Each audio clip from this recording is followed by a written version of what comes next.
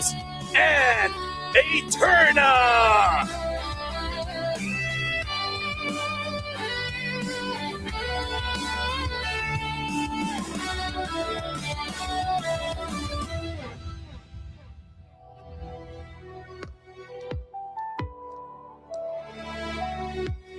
Ladies and gentlemen, welcome back to the M7 World Championship knockout stages. It is Rose alongside Glenn and Eterna. And of course, I know everybody in the building is looking forward to the upcoming match between Alter Ego Esports and of course, Team Spirit. But before we even begin the most exciting part of the day, I actually have a surprise for both of you. What do you mean surprise? Surprise? What kind of surprise, Rose? Well, guys, you know that in Mobile Legends, every big play begins with small moves. Am I right, Eterna? Okay, I guess that does make sense, right? I mean, early rotations, perfect upgrades, tiny decisions also impact the game to a big win. Exactly. Well, today, someone special is here to celebrate those wins. It is none other than your chaotic, fluffy blue buddy. Ladies and gentlemen, give it up for V from Visa! So cute! So cute, really adorable. Wow, so fluffy. Visa is the official payment partner of the M7 World Championship, keeping your unlocks, upgrades, and top-ups fast as well as secure. And V is here representing that. A fluffy reminder that every step in your journey matters. You know what, Glenn? Don't you think V is just so adorable? Yes, it's so cute. Now, V, we heard that you're actually shaped like a card. Can you show everybody in the arena? V's spinning! V's a rectangle! He's so cute! Super cute, look at that, the fluffiest card in esports history and the ultimate IRL skin. We are going to play a game. V, let's see if you know the role in MLBB. Three of us will going to say our favorite roles and we are going to see how well you know it. Are you ready, V? Okay, V's ready. Looks ready. Okay, Ready. let's start with Pop, my pop. favorite role. A gold laner. Ooh, ooh. Ooh. Whoa, whoa. That's such a classic archer pose. We love the role that can dodge attack and also make fast move. Go, V. Okay, my turn. Okay, you first, you V, first. look at me. Rose first. My favorite role is jungler. So what can you do, V?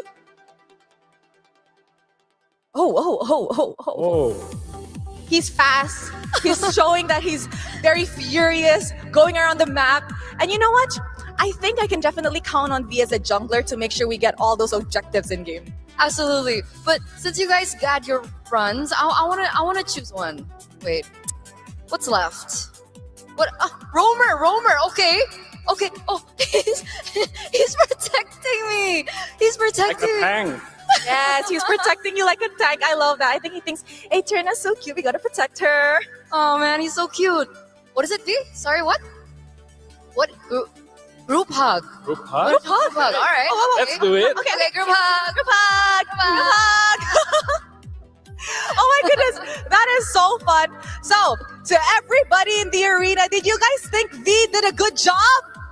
Gimana guys? V bagus nggak ngelakuinnya? Mana suaranya? Bagus? Okay. Now, guys, because you've all been such an amazing crowd and because we gave his 100% very chaotic effort, we are giving out 50 exclusive special gifts from Visa. We have 50, Eterna. All right. I'm hearing the chants from the crowd, but I need your help because I want to know which side of the arena is the loudest. Eterna pengen denger di mana bagian arena yang paling. Oh, thank you. Oh, ini kita oke. Yang paling bisa semangat, oke? Jadi Eterna butuh bantu teman-teman sekalian ya. Kalau misalkan Eterna udah ngitung 3, 2, 1, kita sama-sama teriak V. Ngerti nggak? Pada ngerti nggak? Ngerti ya? Oke, kita coba. Let's try. 3,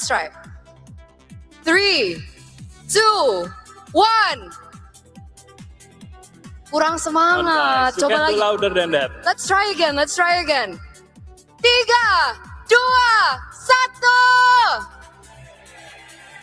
Okay, I think it was from this side. Yes. I think this It is one from this side. loudest V, do you one. agree? Do you agree? Yeah. Asher, V said yes. V said the yes. V said special yes. gift. He said yes. Who wants gifts? Angkat tangan. Raise your hands. Raise your hands. Okay. I'm gonna throw mine. Oh my God, sorry.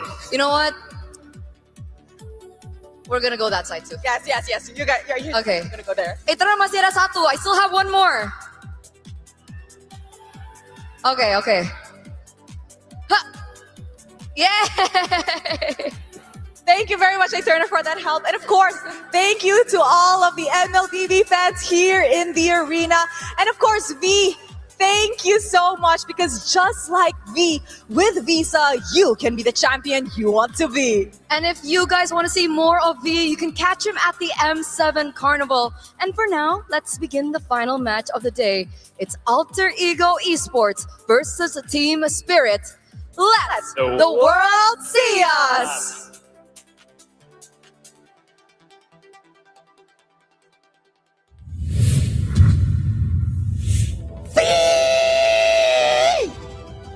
Shout outs to V, but let me just say, I kind of feel like we deserve the group hug considering all the languages that we've done. I mean, like the ones that V has done, which, by the way, since we're all here, let's reintroduce our casters because you guys did an amazing job in the previous series. Still got Brigida, Trex, as well as Mirko. Now, here's the thing. We're going to look at the matchup Alter Ego going up against Team Spirit here. Now, Briggs, I got to ask you, right? We talked about Leo Moore one shot, still has a 100% win rate. Yasuke, though, during the Swiss stage, looked amazing on that Leomore. What do you think are the chances for Alter Ego and Team Spirit? Which side are you leaning on? Ooh, I'd say for both of them. We're on AE side, by the way, just let you know. Yeah, that's why I'm careful. more Yeah. careful, you know. But I think for both of them, or at least being in the lower bracket in general, demands so much in terms of evolution and improvement and addressing what needs to be addressed. But particularly for these two, I don't think that's going to be that much of a difficulty for them. They've been through so much. We've seen Hiko. I think Hiko significantly improved as well. And all the more for Alter Ego. I don't think you could compare them to how they were last MPL ID season 16. So I guess who has the better advantage of evolving in this series? Personally, I might give it to Alter Ego. Oh, now here's the thing, Trex. Even Sanford said the EXP is so important at setting out all those early aggressions. Nino and Kid Bomba, I gotta say, when they have playmaking heroes looking amazing, what do you think of their chances here? Kid Bomba has been a monster overall. He's been one of the major parts of the team. I think a lot of us had our eyes on One Shot and Hiko, but for me, Kid Bomba's been the star of the team this event. But Nino as well, in terms of overall, in my eyes, has just been a little less shaky at times. For me, I definitely give my favoritism over to Nino, over to AE. But Team Spirit, I love that you use the word evolve. Team Spirit could evolve into a final form and maybe get the dub. Mirko, you know AE more intimately. So is there anything that you want to see or you don't want to see from Alter Ego for this matchup against Team Spirit? Because again, it is an elimination match. I think at this point, I really want to see more from Alter Ego, right? Like, we've seen a lot of different picks from them. Again, they've played the Freya. They actually found the counter towards the Claude a couple of times in the Swiss stage. But I think right now, we have to see the refined version that Coach Shepard was talking about after losing to Aurora Gaming Philippines, right? Because Coach Shepard said notoriously that we needed a loss in the knockout stage to get us to wake up. A big reality slap into the face, that should be enough to get Alter Ego back up. Well, thank you very much, gentlemen and lady. Your opinions have been duly noted, but now I'm joined by my panel, Leo as well as Gideon. And right now, we got to talk intimately about both teams here. Clash of the frontliners. We heard from Trex. Nino has been looking amazing this entire MS7. What do you think about the matchup here, Leo? Nino is big in Indonesia. He's a journeyman, and here this journey brought him in front of his hometown, playing on the world stage. But he's going up against Kid Bomba, my avatar, as the spokesperson, founder of Kid Bomba International, Bombanatics Group. It's the unofficial, but he recognized it.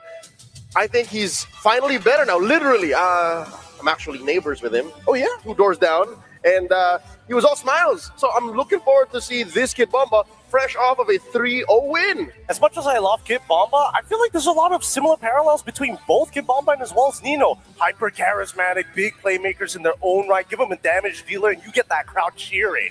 Yeah, and here's the thing. Even Mirko said Zephyr wanted some kind of loss in the knockout stage so that they can have this awakening. And they lost against Aurora Philippines, which now they are in the grand finals. What do you think would be the good thing here of them losing to Aurora Philippines and now going against Team Spirit? I think awakening is a process that takes more than just one loss. They'll have to look at how the rest of the field looks like and trying to encapsulate how Team Spirit evolves is very different. The way Team Spirit plays and changes through the years is not just their metagame. The metagame is fluid. I think it's in their play. So this is the tightest they've ever been in the M7 World Stage. I'm just gonna have to wait until we see them go play. That's where I'm at. Well, gentlemen, here's the thing. We're gonna be talking about the plays a little bit more later because honestly, I'm looking at the drafts as well because AE brought that Mincetar. Didn't work out, but for now, as we're gonna invite the teams over to the stage, let's check out this video before we start the fight. Hey everyone, it's Eterna here with Kid Bomba as well as Nino. Now, boys, gotta ask, who do you think is the best EXP laner in M7? Kid Bomba maybe. Is that an honest answer or is it just because he's beside you? Harus jujur. Jujur, karena dia sering juga main di internasional, jadi kayak bisa dibilang dia experience terbaik juga di M7 ini. Yakin ya Nino ya? Lock ya? Lock. Okay, what about you, Kid Bomb? Who do you think is the best XP laner in M7? Cram or Nino? Cram or Nino? Who's better, Cram or Nino? I don't know. We would have to see them play each other. Okay. That's it. Okay. So he's undecided between Cram or Nino. All right, that makes sense. Now, I have a question. Who do you think is better? Boleh ulang nggak? Ulang. Yeah, retake this answer. Ya, karena dia sering masuk internasional juga, jadi kayak bisa dibilang kandidat terkuat juga. Ya mungkin bisa dibilang best XP lane di M7.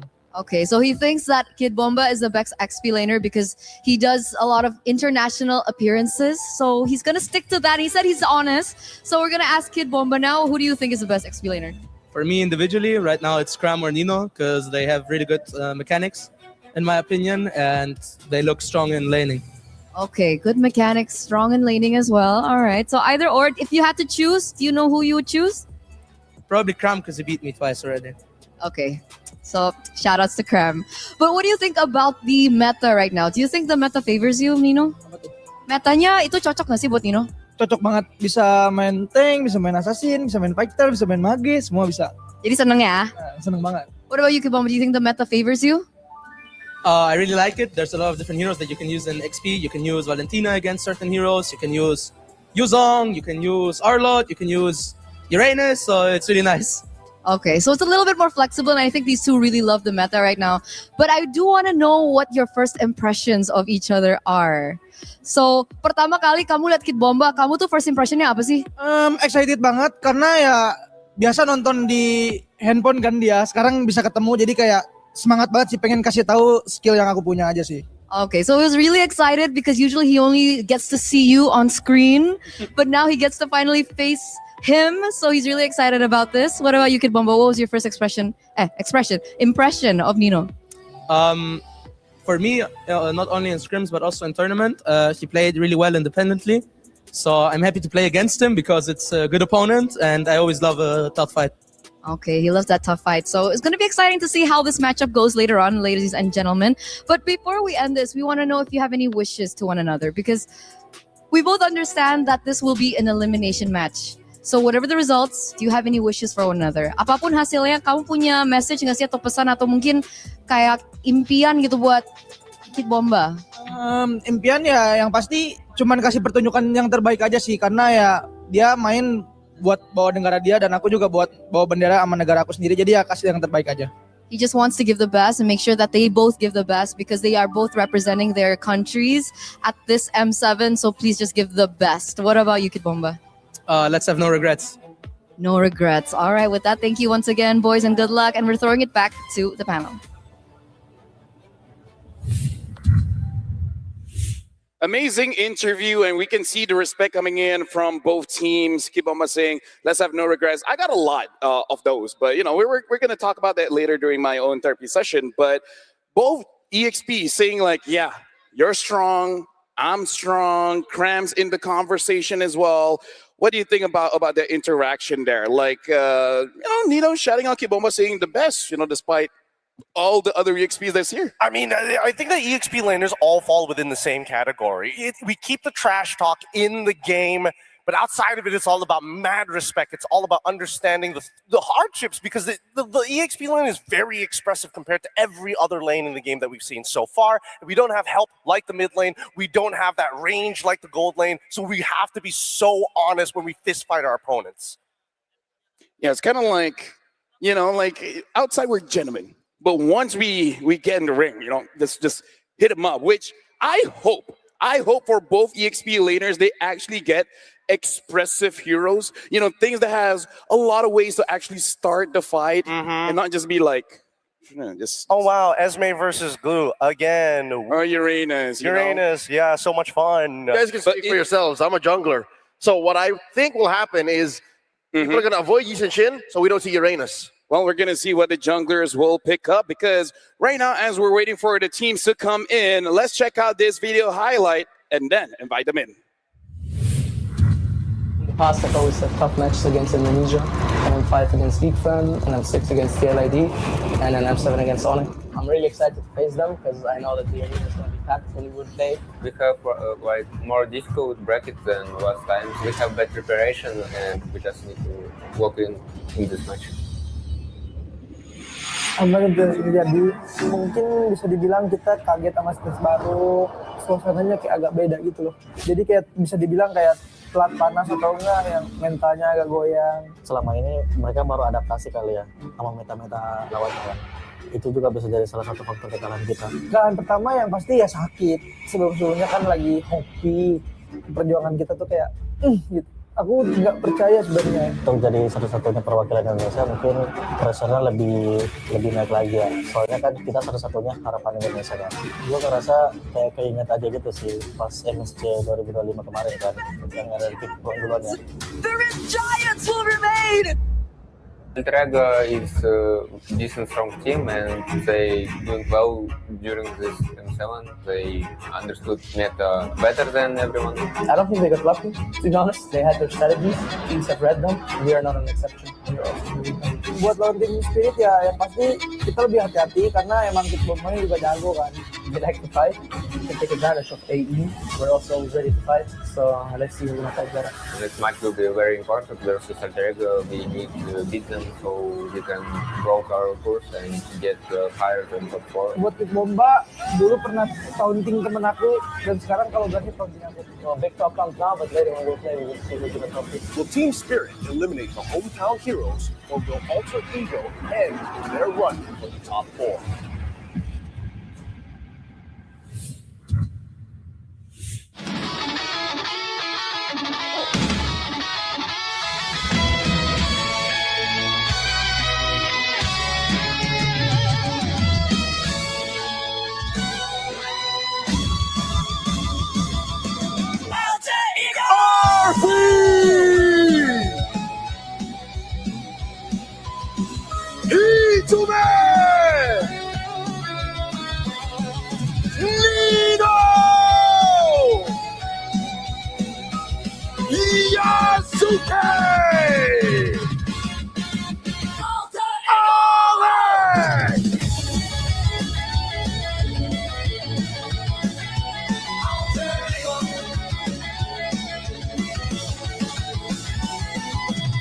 The last hope of Indonesia. Let me hear you say, go, go, go for Alter Ego!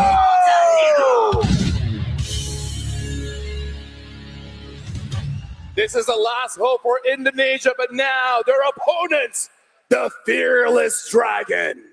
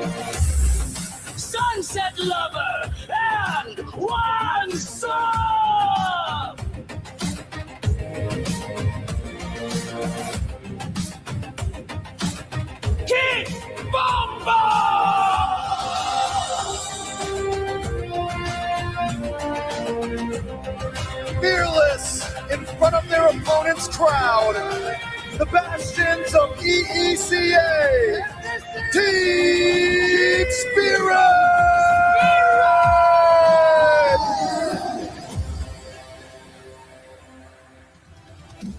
Now both teams are on stage fighting for tournament life. This is going to be Indonesia's last hope to stay in the tournament. But against the fearless dragon, it's going to be a hard-fought battle.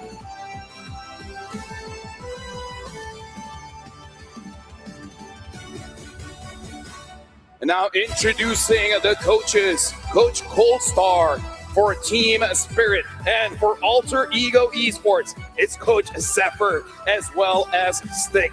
With them is the M7 head referee Gary to ensure the integrity and the fairness of the tournament. These athletes on this stage are playing for tournament lives. A best of 5 to determine whether they move on or whether they go home. And right now, ladies and gentlemen, give it up for both teams here. Alter Ego and the Team Spirit as they're doing their fist bump.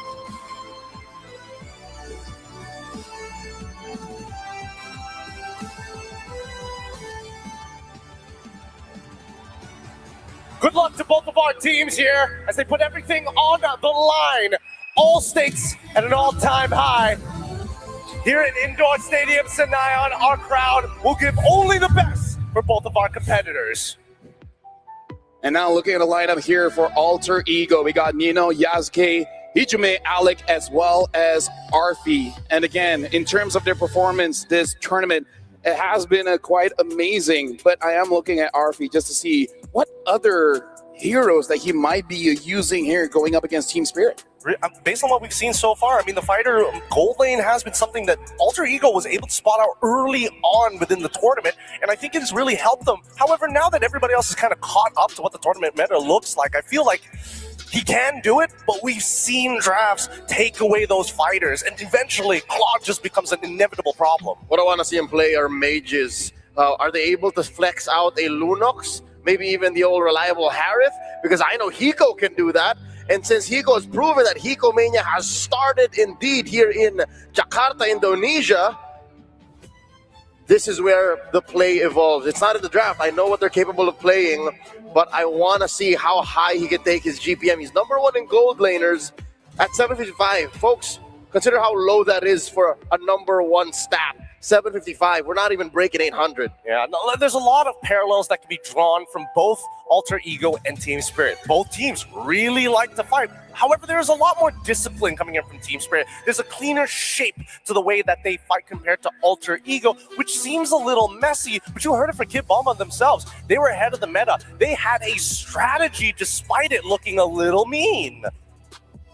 Right now, in terms of the lineup here, as I feel like Team Spirit, they have really figured out the meta, because throughout the Swiss stage, Hiko was on mostly Granger, but now we can definitely see him really embracing a more of a fighter kind of mentality, bringing in the Freya, the Valentina, going up against that Sora. And of course, if the Sora is open, he will be picking it up for himself, where we can see that Alter Ego is trying to counter-ish the meta, which so far hasn't really worked out. But then again, it was against Aurora Philippines, so there's kind of a lot of things that has to be put into context there. Yeah, I think #1 is the fact that when AE take a fight, it's a bit of a coin flip. And I think they're willing to risk those probabilities and odds without the information. Aurora PH exposed that, saying, hey, if you don't have enough information, you are making a miscalculated or a misinformed attack. Which is why I think Alter Ego is not countering the meta. Reading into how that series against Aurora PH went, they lost 3-1, and that one game they won, there was very little counterplay. It was literally just them running through the Northern Lights. So, in my humble opinion, if they want to win in front of their home crowd here, a hostile crowd against Team Spirit, they have to play their game. Play aggressive, play fast, play strong, and if you're going to lose one lane, may it be Arfi's, accept that fact, win everywhere else. I think if they're going to win, it's leaning more towards where Yasuke and Hijime are going to play, right? And on the opposite end, it's One Shot and Sunset Lover. Both of them have been playing an outstanding level of just general consistency overall. We don't see too many mistakes being made from both of these players, which is why there's so many similar parallels. They position hyper aggressively. One Shot alongside with Yasuke don't miss too many opportunities when they have hyper mobile assassins on the map. I gotta say, I'm looking at Sunset Lover as well. Again, having that Valentina going out against Yangon Galacticos, over 200,000 damage, only dying once, and that one death was because he was kicked by a Cho, and then that's it. Imagine having a mid-range mage and only dying once because you got kicked. That's it. I think those are going to be the aces up their sleeves. If we're talking about mid lane, Hijime versus the consummate professional, the veteran among them all, the Greco-Roman wrestling veteran. That is Sunset Lover, the Valentina for the latter, and the Lilia for the former. Hijime, if they end up in a fist fight in a telephone booth, just to put it into context, he should be prepared to play the Lilia.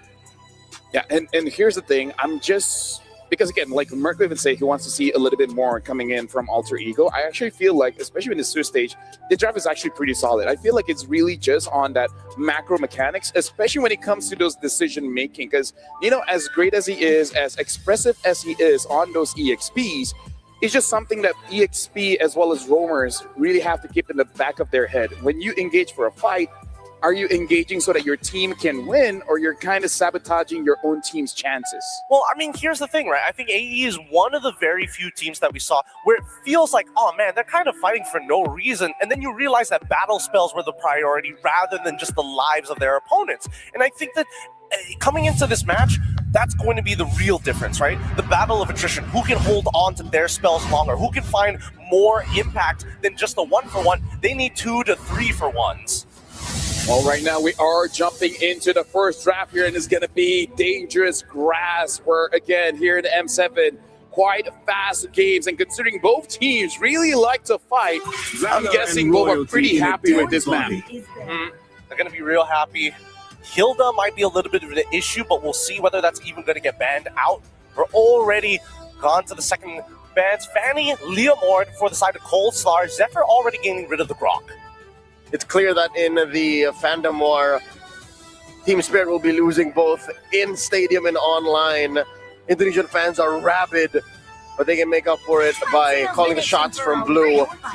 They see the Kalia is banned, so what's left out here, Team Spirit can still access their Farsa. They can still access the Eve and the Zushin. That seems to be a powerful trade both teams are looking at. Ooh, Uranus banned here for the side of TS. I mean, like, good. Also, it shows that maybe they're thinking of a Yisenshin, or they're baiting AE to take that Yisenshin. But I'm just saying, good. At least I know that both Nino as well as Kid Bomba, they're gonna be, you know, using more exciting heroes. Let's just put it at that. I mean, this also opens up the possibility of Esmeralda even going into the gold lane, because Sora is going to be such an inevitable problem, right? I don't see Zephyr letting the Zushin go for free, so that's going to get banned, and I would assume that TS might even consider putting Hiko back on that Sora, assuming, oh, you know what, never mind, if Boxia is going to get banned out, give it to him. It's pretty interesting, considering that we don't see a lot of boxes coming in from One Shot, so maybe it's just a throwaway ban. And now they do ban out that Jushin. Farsa Eve is still open, but this should be a Sora pick to take away from Hiko. But again, he could use that Valentina. I think right now, considering everything that has happened now that Zushin is there, Sora loses just a little bit of value, right? As much as the quote-unquote anti-CC, it's very conditional. And I love that AE immediately. All right, you want to play Zushin? How about we create a box of influence, and we have somebody who can get in and out while still having CC immunity. Okay, I'm a little worried.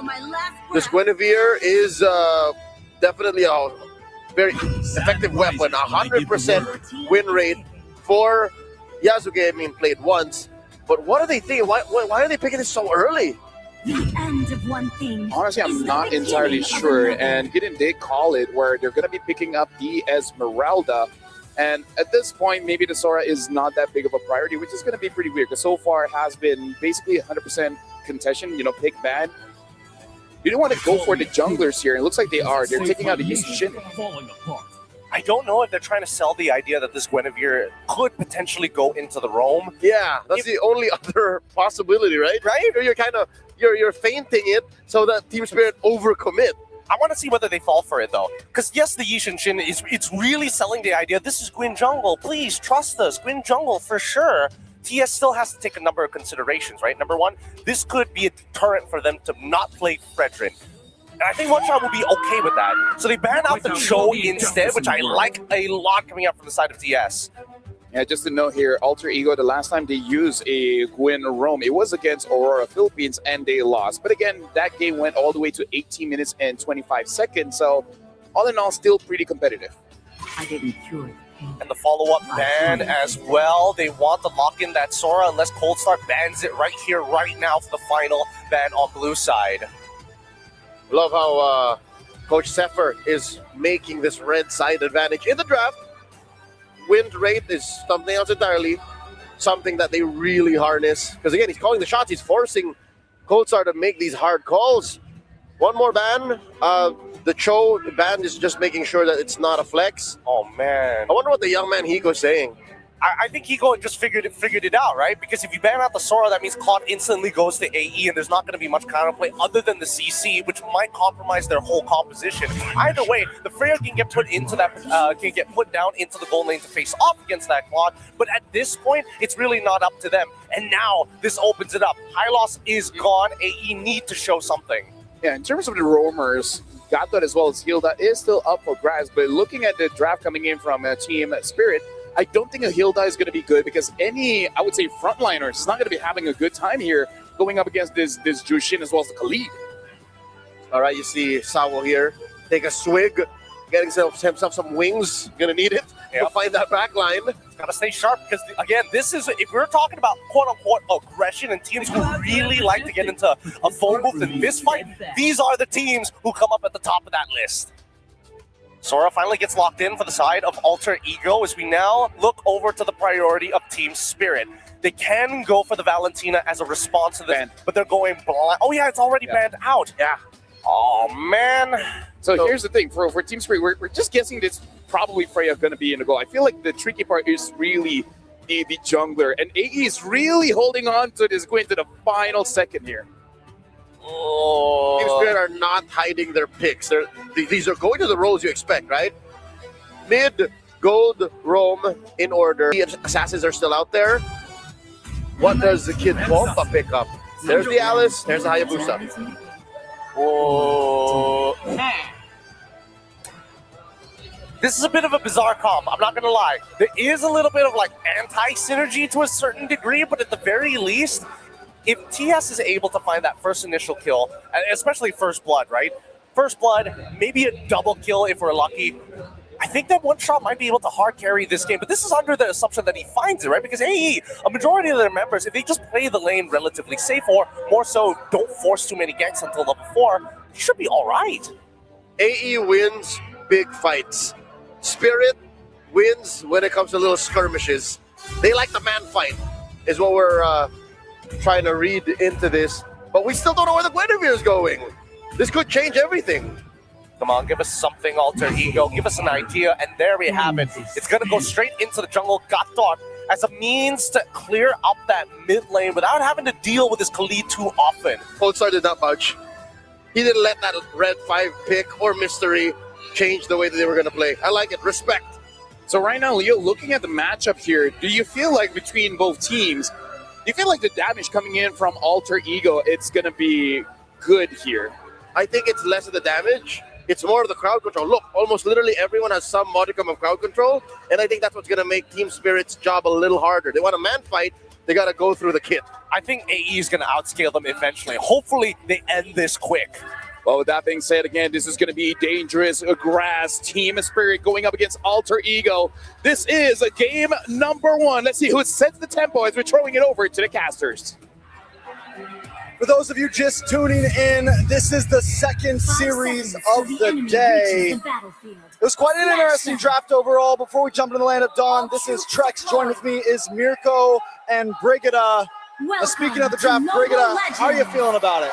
It feels very brawly with the amount of fighters we're seeing and the unexpected, I'd say, sequence in which we saw them draft for game number 1. I completely agree. There could be a lot of snowball potential coming in for Alter Ego, but just the same, Team Spirit, it's impossible for them to not know that this is a scaling lineup or that it'll take some time before they can go fully online. So I think they will be playing this relatively carefully. Oh, already some good damage on to one shot there. Yeah. Testing waters. That was deep, man. A deep test. That was a dive. Hold on, a little more. Everyone should be okay at this point. I like what Leo said. Literally, everyone has some piece of crowd control on Alter Ego Esports. And that means not only are they going to be great at engaging because they have some amazing divers, but they also have great deterrence. They have the ability to stop the dives from Team Spirit in their tracks. If Sawo goes too deep, it could be dangerous. One shot could end up getting caught off. I think as long as Alter Ego can kind of survive this early aggression of Sunset Lover and Sawo, the early laning phase, they're going to be in a very comfortable place. Look at Azuke. Really looking for the play here, but TS are playing it safe in the mid lane. Yeah. Even for the Master Assassin pickup here for Hiko on the Freya, though we see how good or how well RP is managing the lane. So you can't really feel it just yet. Hold on. Wow, spatial migration with Valor Requiem straight up. Yazuke, first blood on the Guinevere. Yeah, I think that was mentioned by our panel earlier. This is such a great start for Alter Ego, granted that they got first blood. Hey. Oh, what? RP's good. He's good. Continue. Okay, yep. So that will be a really good start for Alter Ego. Now we see them positioning themselves first on the turtle. Nino, though, can he get traded here? I think he's going to be all right. Yep, just a throw in a ruin. That's the damage put back onto Bomba by Nino. Blink away, Yazuke securing turtle number 1 up top. Solo kill! Arfi on the Esmeralda. Alter Ego already kicking things off quick. And we talked so much. I mean, I feel like the past few days has been so much about early aggression, controlling the laning phase, and Alter Ego already has that, a turtle plus 2 kills and a 1.3k gold lead. So that's the answer, I would say. Why go for the Guinevere early and set up the Esmeralda flex so that the Freya gets cooked? Now it's a shadow kill onto Alec, but he just pops it to revitalize. Yazuke wants to go more. AOG from Alec into the Violet Requiem and the falling Star Moon from Arfi. Even without the spatial migration, it did not matter. They had other ways to set up for the Violet Requiem, and one shot being the target couldn't get any better for Alter Ego. A real world manipulation. Yep. Nino does get away safely, and this is what I mean with there's such a great level of engage and disengage from Alter Ego Esports. They have the full package. I really think that Sora should have got banned on the side of Team Spirit in second phase. I had a feeling it was going to get picked up right up front, and it's just going to work so clean in so many of these fights, especially in Nino's hands. Yeah, this is going to be terrifying, though. It's an early 2-0 for Arfi on the Esmeralda. So regardless of whichever build he decides to go for, and looking at the damage output you could expect from Team Spirit, it's not going to be easy for them to deal with Arfi when he gets to rotate constantly out of his lane, which he's likely able to do from this point onwards, because look at how much he stopped Hiko. There's no shred right now for Team Spirit. The way they actually get through Arfi is if they throw enough bodies. Then maybe in 5v1, you can actually take him down. But if it's a 5v5, again, Radiant Sandstorm defensively here. For Sawo, he knows the amount of pressure that Alter Ego have the kill threat on the map. Yeah, and that's 6 seconds before the turtle. And Hiko could barely do anything against this Esmeralda. That doesn't land to Kid Bomba, but this is pretty much clear that Alter Ego are already in control of this upcoming objective. But still, one shot, he can contest if he wanted. Oh, all in again. Spatial migration with Violet Requiem. He's able to get away, but Sawo's on him right now. He goes for it. One shot wins out the red 3 battles. Nino is on to Bomba. Sawo caught in the midst of it all. Now there is Nino to the skies, but Bomba with the chase on the blink. Sunset Lover with the Lantern Flare. Alec gonna be picked up, thrown back around. No AOG. No revitalize. Unbreakable gets him out to safety, and Sunset cannot put in enough damage. Team Spirit finally take home a little dub there. They get the turtle, they get a kill, not only just a kill, but a kill on to Yazuke. Yeah. Taking a look at the items though, Brigida, what are we seeing? Yep, there's an early Sea Halberd for Hiko, no choice. You have to find ways to deal with this. There's a 1k gold lead. in favor of Arfi, so he definitely has to have some sort of response. But at least what we're seeing from Team Spirit is that One Shot is not as behind as you would expect him to be. He, as the Hayabusa, gets to focus on the farm. Yasuke needs to coordinate with his team, and I guess that's a bit of a difference between the two junglers that we're seeing. Team Spirit can still focus on what they want, but that's a spatial migration. Yeah, and the final Requiem to follow. Sawo Raging Sandstorm defensively. And that's it. The thing is, right, like, Sawo can't rotate to Hiko because, like, there's no pressure to be relieved against an Esme. There's no threat for the Khalid. Yeah, I think Yasuke is going to have to be careful, though, for as we move forward, which we saw in that last hurdles. When you commit to that Violent Requiem, if One Shot is still there, ready with a shadow kill, come in after, highly damage you. Bomba comes in, the Shred does finally lock in, and Yasuke may end up just being the target, especially if they're able to kind of bait him in. RWM comes down, though. Yeah, the quad shot landed there. The taunt can be cancelled out by the pickup on the Lancer Flare, but One Shot won't go for the commitment, and it's a free turn up top. Yasuke, a bit aggressive there, walks up to the bush thinking Sawo was on the edge. Yeah.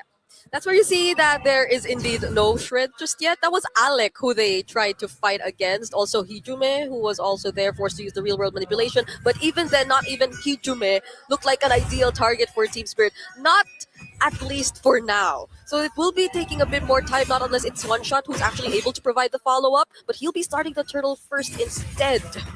All right. It's Hiko holding on to it. Lantern Flare coming in the back line. Sawo able to bait out the spatial migration with the help of Bomba as RP goes for falling star move. That's going to be the One Shot retribution onto the turtle. Nino walking in the back line. Sunset Level going to be caught. Kid Bomba will fall. Sunset will be taken out by Nino all alone there.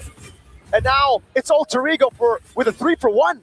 Arfi will be a problem this game. And overall, it just feels like lane for lane for lane. Alter Ego won out in this draft. Uh-oh. What a taunt. Reading the quad shadow movement, but he has the last one there. Yasuke, though, will take the orange buff away from One Shot.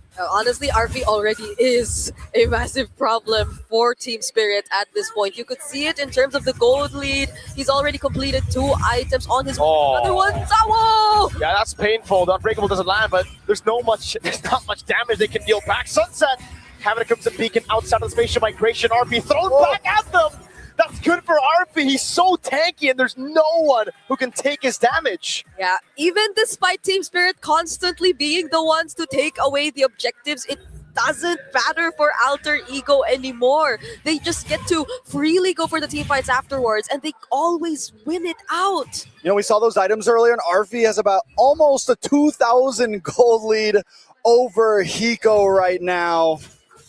Finished Oracle, was moving into Dominance Ice. I mean, there literally is nothing that can hurt Arfi. And the problem is Hiko's supposed to kind of be that Shred, right? You're supposed to be able to get your kind of fighter Trinity build in there and be able to bully through. And at a certain point, I don't know if that's ever really going to be able to pop off because like Mirko said, there's nothing to really lock Arfi down for long enough. Finally, Warax does come in, Sea Halberd, so no, not even going.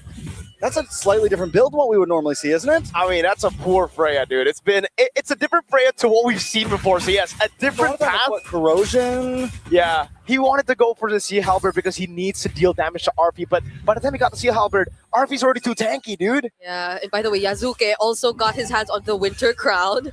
So you could expect more plays to come in for Alter Ego. Plays that Team Spirit could barely control. Because again, we just go back to the entire idea of maybe they can rely on Sawa with the Raging Sandstorm, maybe Kid Bomba with the Throne of Ruin, but once they use those spells, it's almost over. Bomba might have gone in way too early. Raging Sandstorm from Sawa. No follow-up from Analysis. Yasuke is able to get out with the Spatial Migration clone, and now it's going to be Nino in the back line with the AOG as well from Alec. One shot pop into the Shadow Kill, Throne of Ruin into the back line. RWM coming down as Kid Bomba's caught in the midst of it all. Still Sunset Lover in there, going for the Lancer Flare, and the Freya is doing a ton of damage. Bomba goes back on Yasuke, takes him down, but RP is still full HP. Man's on a killing spree, timing and determined against Hiko and Sawo. He's taking these 3 Spirit members on all alone. RP, the monster.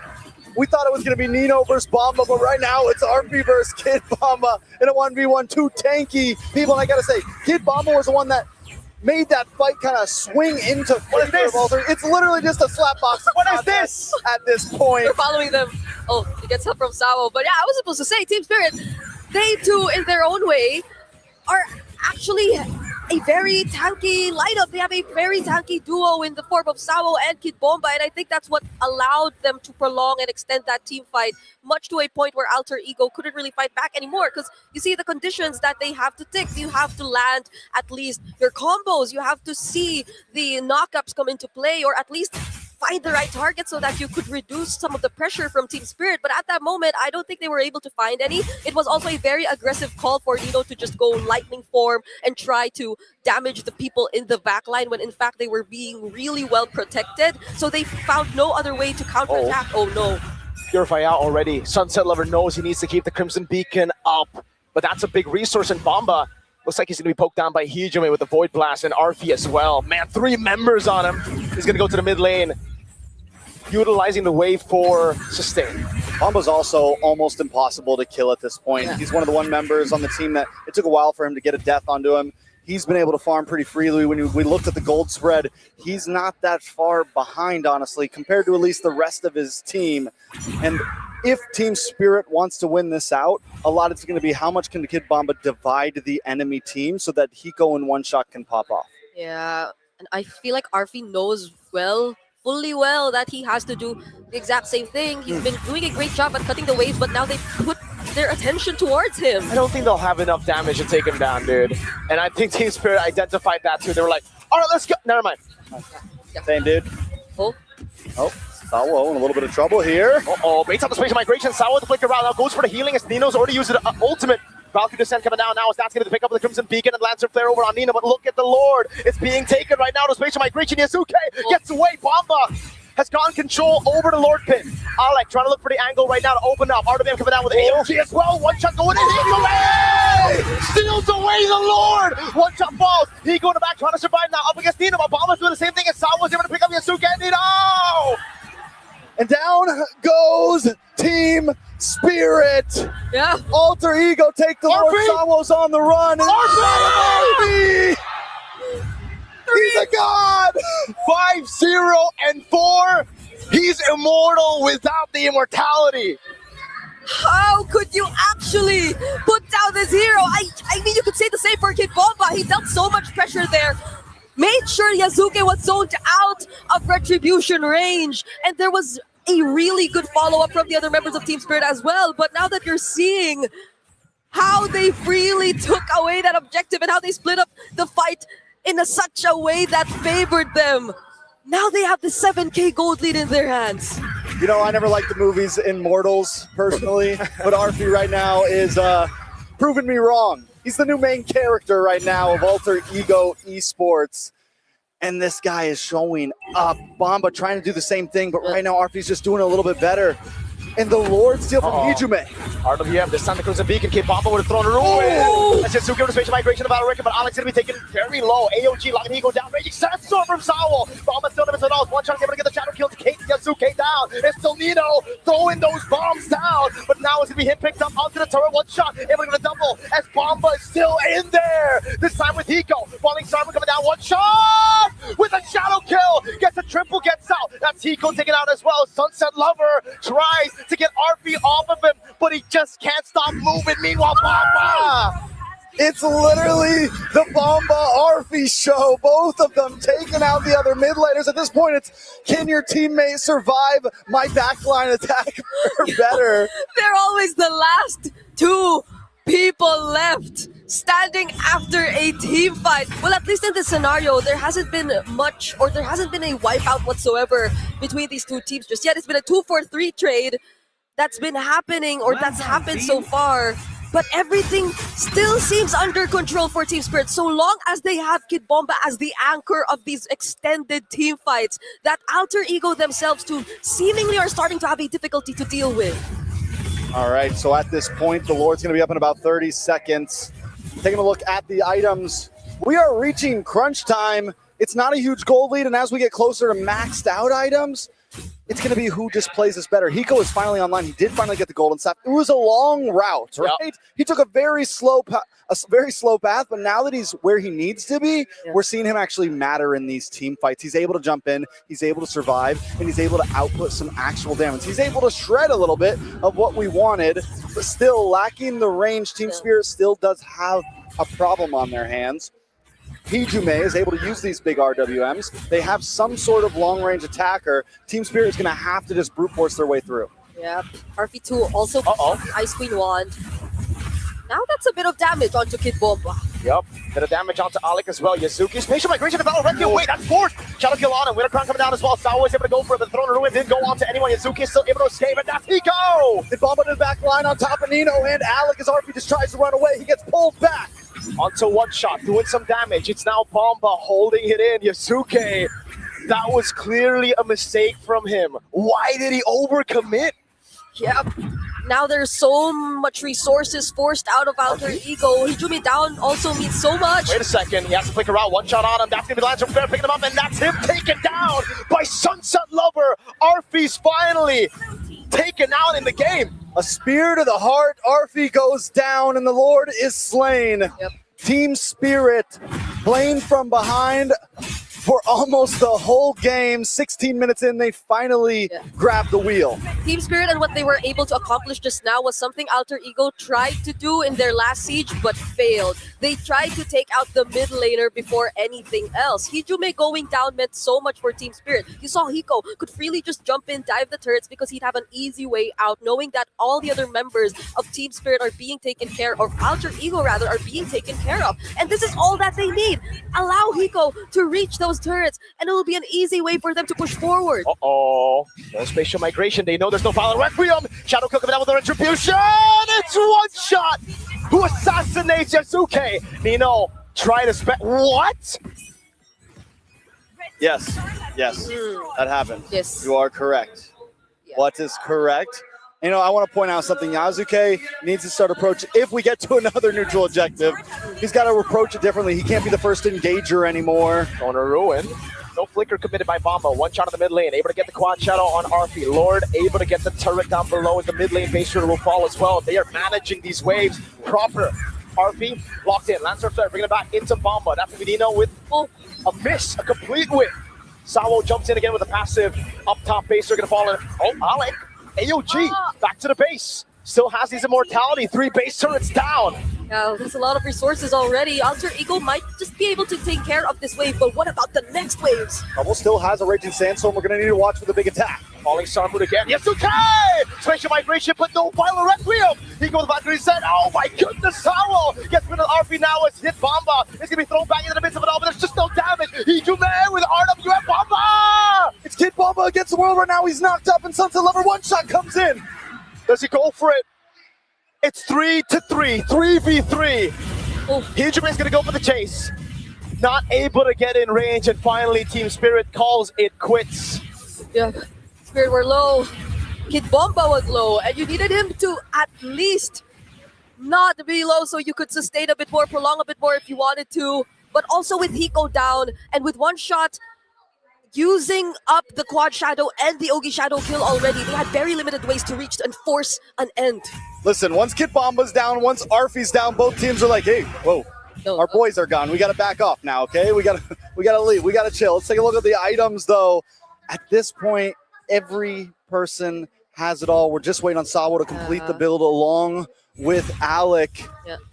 I guess going back to what we were talking about though, Yazuke changing his approach when there are objectives. I feel like we did kind of float around the idea of him just trying to really work together with Alter Ego and finding those setups and pickoffs. But now that Team Spirit seem to have an easier access towards the hero, they definitely need to change things a bit. Nino all alone in the bottom lane, able to go on the Sunset Lover. Now the AOG coming down as well. His spatial migration will be able to be used onto Sunset Lover, but he has to purify Bomba again with Throne of Ruin, but it only catches the claw. Yasuke! Spatial migration with the winner crown this time, but RP's gonna fall. Yasuke's still able to survive now. Hiko jumps in, but Alec is able to hold him down. Hiko take it low. Hiko man! Alec tries to move back in, but Kid Bomba's back on the attack. Nino continuing to strike, and Kid Bomba finds another one. Big shutdown for Nino. Now it's Bomba and Sawo versus 3 of Alter Ego's member. Nino!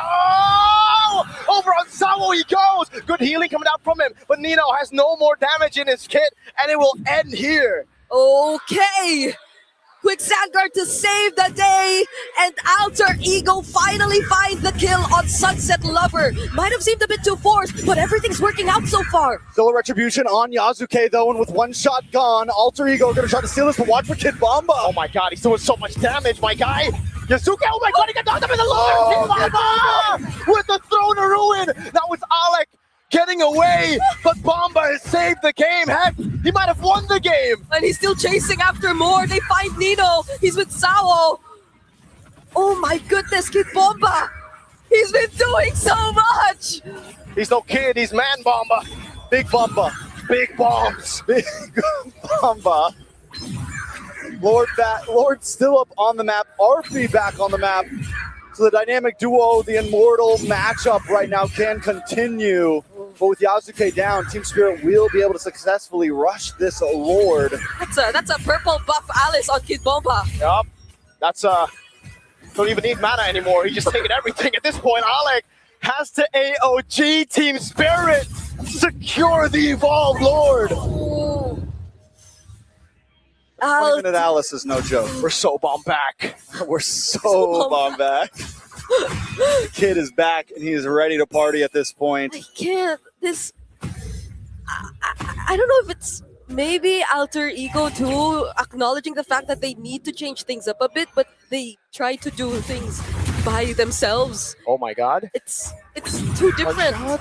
No, that's a ton in the spatial migration. One shot taken down, Evolved Lord in mid lane. Sao able to go for the Raging Sandstorm again. Lancer Fair over on Alec. Nino trying to dish out as much damage as possible. Goes on the Sunset Lever Flickering as well. Sunset buys immortality. Hiko and Sao with a backup already on Nino, but look at the Evolved Lord in the base. They got to be able to defend at the base. Bomba's going to dash in, get the big stun with the Ruin. Here we go. Spatial migration, the Valor Requiem dealing absolutely zero damage to Kid Bomba. He's holding 4 dudes with the Hell of the Evolved Lord. Now it's them trying to go for the defense. Yasuke with a 2-man spatial migration. Now there's no Valor Requiem on hold. Hiko goes in. Bomba. He's only now is he half HP. He might be able to solo this, honestly. That's okay. Back with Sawo. Valor Requiem with the winner crowd. That's giving the immortality down to the AOG from Alec. Finds them all. It's still Bomba in the back. It's Hijube is going to go for the chase. Flickering with a void blast over on Sunset, but he finds the winner crowd and taps it in time. Hijube takes him out, and now it's just Bomba and Sawo. Every single time it's just Bomba and Sawo. Bomba can do it himself. Oh my god, everyone's low! Alter Ego! They'll have to go back for now! Kid Bomba, when he's full HP, you just cannot force the fights anymore! You know, yesterday I thought it was YG's fault that the game went 30 plus minutes. Let's be honest, it might just be a Team Spirit thing. We're at 23 minutes, and the fact that we have heroes like this on the map just means that they really love Mobile Legends. Dude, at this point, they're going to MLBB. Mobile Legends. They're going to BBML. They're gonna, whatever. One shot, and Nino. I like that. Bomba Mobile Legends? Bomba Mobile Legends. I like There's we're an Outcast so song somewhere in there. more. What? I like we're so bomb back more. Bomb bat? We're so bomb back. So bomb back. Yeah. He's so bomb bad for Alter Ego. That's the problem right now. Are you down bad or bomb bad for Alter Ego? Bomb bad. A little bit of action in the mid. So Kid Bomba taking it Where's slow. Yasuke go? RP. Oh, whoa. How are they melting RP down? All Bomba. Is it? They don't know where Yasuke is though. I wonder what the damage charge is looking right now. Oh my god.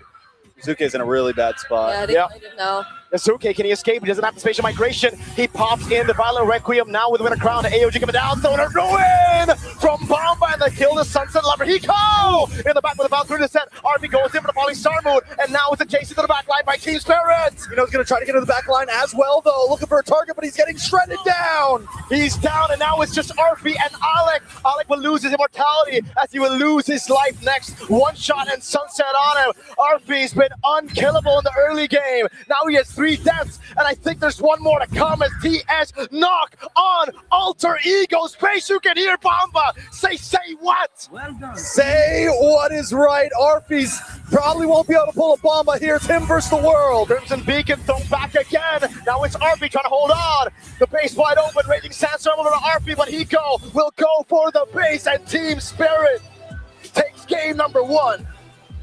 It takes a while, but eventually Team Spirit hold on long enough. With Kid Bomba at their front line, they're able to take game number 1. And That was only game number 1, Brigida. Such a great start already. RP on the Esmeralda. But once Hiko went online on the Freya, once they had decent ways to deal with the sustain, with the turrets, and again, could be partially a struggle of having an all-fighter lineup, or at least an Esmeralda in the gold lane. But Alter Ego, they found it so difficult to close things out, or maybe you could even say Team Spirit just made sure they weren't able to close things out. It was a hell of a game. I've never been so sweaty after a game, here bro. I just looked over you. My guy's dripping right now. Take the jacket off, my friend. Yeah, gotta breathe after what happened. We'll cover for him right now. Taking a look at these replays. This is towards the end of the game. We're 24 minutes in. And this is the moment. I mean, we even see the boss side. Nino thinks he's going to make a big play, but one shot just deletes him. At that point, it's nothing but Arfi, and that's not enough. The fights got a bit too messy. You couldn't see them planning out the execution of their team fights anymore. Panelists, I know you might be sweating too. Hell of a game. Let us know what you think. First of all, we're fine. Shout out to Mirko. You are sweating buckets. And Trex, is it really a Spirit thing or is it just a you thing? Because you're the common denominator. But either way, He loves MLBB. They love MLBB, man. So first of all, Gideon, can I just say I still prefer this? Yes, that was so fun. I still prefer this over Esme Uranus. Yeah, I think this was a lot more interesting at the very least to watch because of the interactions of these team fights. The way that you would traditionally want to peel is crazy, so crazy. And I don't know about you, Leo, but the fact is, didn't it feel awkward? Or I don't know, because Hijime, a lot of this game was just based on both mages not getting caught. Yeah, you're looking at Sunset Lover on that Zushin, using the kit to its full advantage. And it's just a dichotomy, the polar opposite effect of a mid-range to short-range Zushin to a long-range artillery mage like the Eve. They're both kind of trying to do different things, but they're setting up for their team. It's basically what it comes down to. And I don't think I'm wrong to say that this is one of the most entertaining games in all of M7 so far, because if you're looking for high octane action that's just non-stop over and over again, like a Michael Bay film in terms of MLBB lingo, this is what you're looking for. This is what I was expecting out of Alter Ego and Team Spirit. Can I just say, I think it's safe to jump the gun by saying who's the MVP for this one, right? Because let's just talk about Kid Bomba. My avatar. Let's talk about Arfi as well. Both being very tanky, chasing after each other. But now, just to make it official, let's check out the MVP by our official gaming phone, Realme. And of course, it's Kid Bomba on this Alice. I have no doubt that he took a lot of damage at this point. I'm curious to know how much damage he dealt. All of it. 144,000. Say what? He gave it. Oh my goodness. It's ridiculous how much Arfi alongside with Kim Bomba was able to literally do the exact same thing. But the big difference that we did see here is the fact that Bomba could keep on chasing, could keep closing the distance in comparison to Arfi. Once I tag you, once I gotta stick on top of you, but that Jushin keeps throwing me over walls. This is the perfect hero to run into the lineup that AE drafted. Again, short range to mid range. This hero has the mobility, this hero has the sustain, this hero has the DOT, the damage. And I love how he peppered in a little bit of that mage item, you know, the Ice Queen wand. It's what you need to make sure that Arfi gets punished for staying in too deep.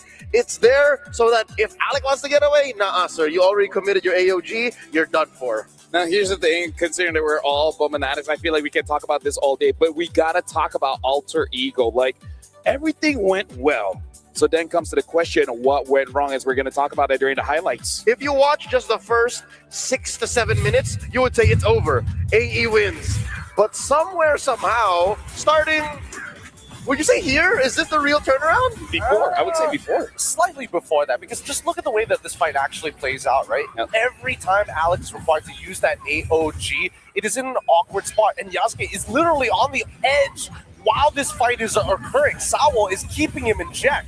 Yeah, we're looking at the highlight to kind of show how Alter Ego played that, even without their jungler. The jungler was so low, so Team Spirit actually did a good job. But again, the coordination between Hijime as well as Alec being able to stop that. But yes, Leo come back to the game. 6-7 minutes of the game, they could not kill RP. But then eventually, hey, you know what? They just got enough damage. It's the same story as Sigiboom's heartbreaking performance on the Esmeralda. It looked good. It looked like he was going to be the hard carry, and RP was that exactly here for Alter Ego in Game 1. But if you put all your eggs in one basket, it's so easy for a lineup like Team Spirits to find its weakness.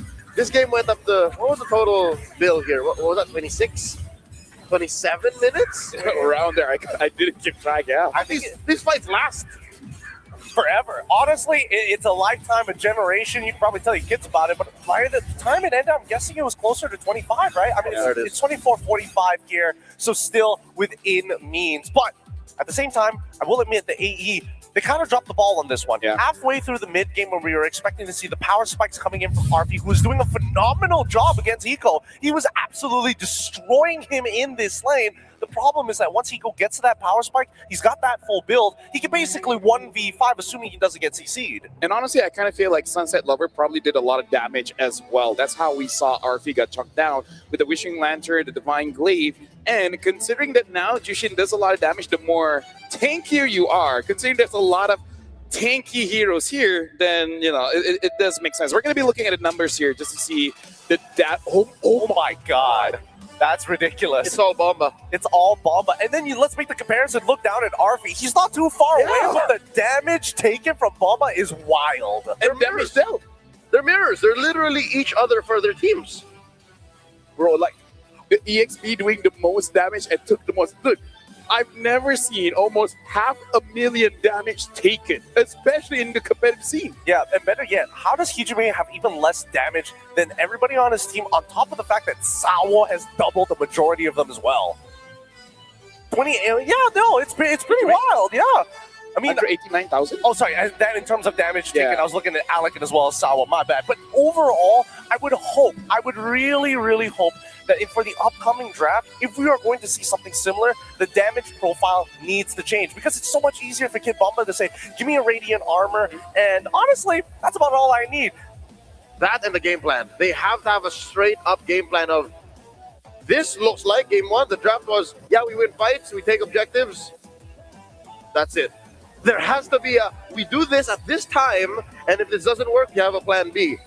Again, Alter Ego has to consider their opponents. Team Spirit, one of the most fight-centric teams in all of M Series history. That's what they learned here. They learned it the hard way. Yeah, I kind of feel like it's like they're discussing with each other, right? Okay, what's the game plan? Fight. All right, that's good enough. Because I kind of feel like what really dropped the ball is, if we look at more of the highlights, there were some jump-ins coming in from Hijime where it kind of looked a little bit forced, looked a little bit desperate, and then just put the team in a bad spot.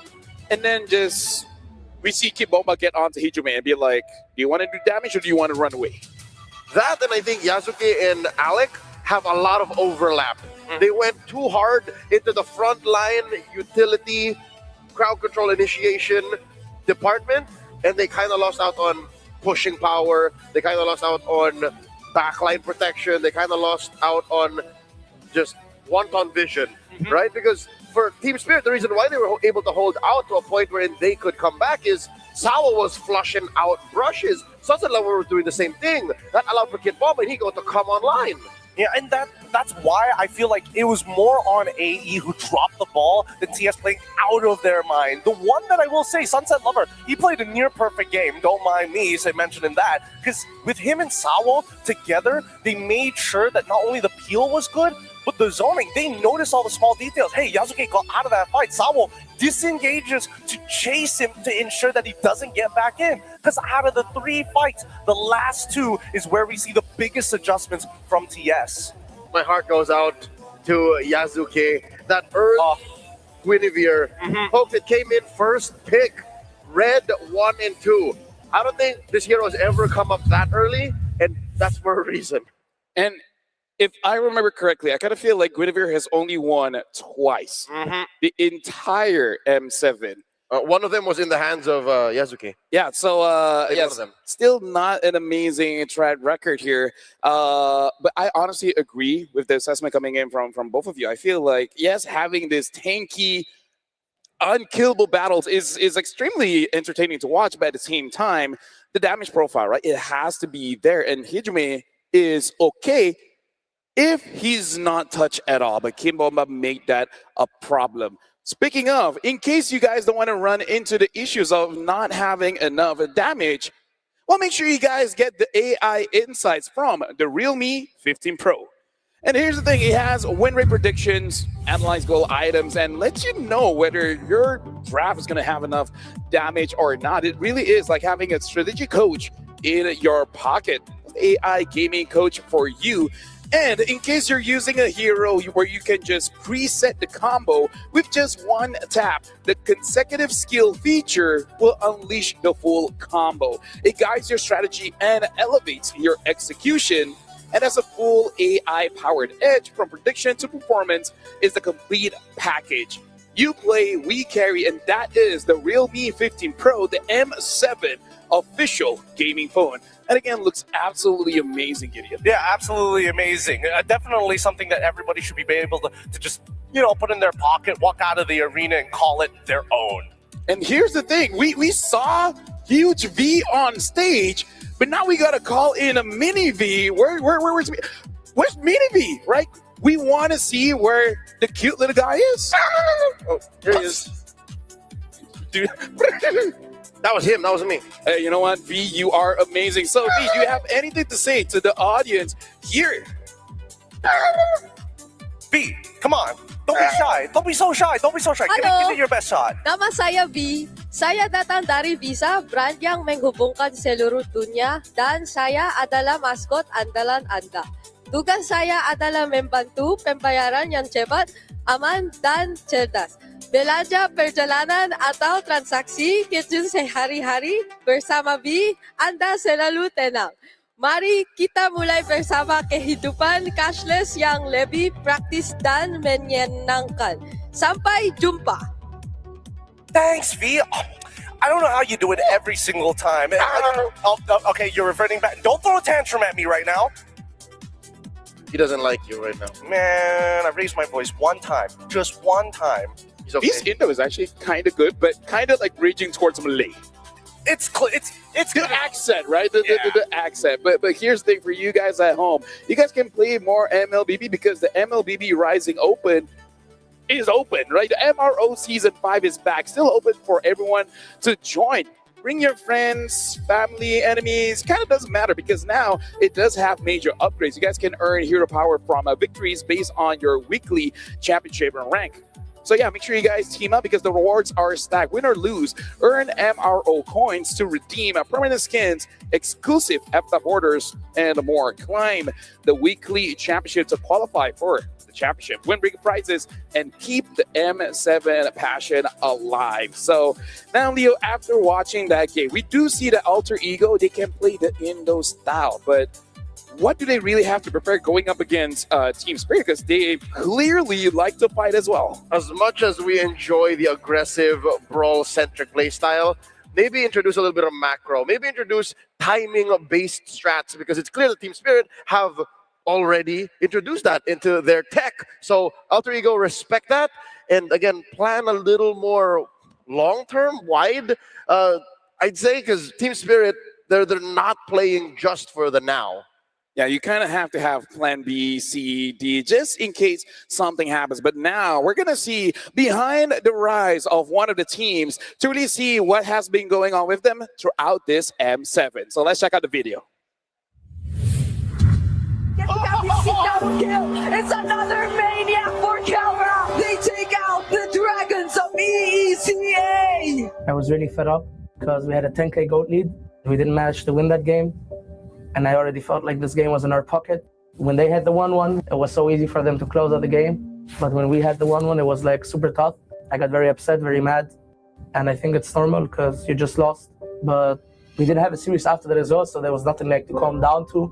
So I can say it's not comfortable system of tournament for us. It's single elimination and it's so much pressure on the players. We don't have another chance and just some mistakes happening. Я думаю просто, что у людей были слишком большие ожидания, и они не оправдались, и я действительно отыграл не прям, то есть я не прям сиял, но и не отыгрывал прям плохо, и я думаю, что я смогу выступить намного лучше, получив опыт с прошлого турнира.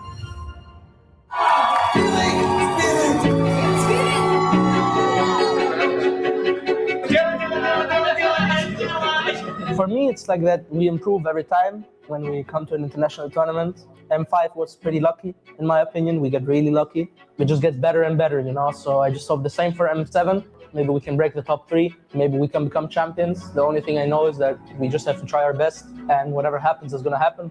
We can only play our game, and as long as we do that, I'm sure that we can perform well. I can promise myself that we will get again minimum top 4.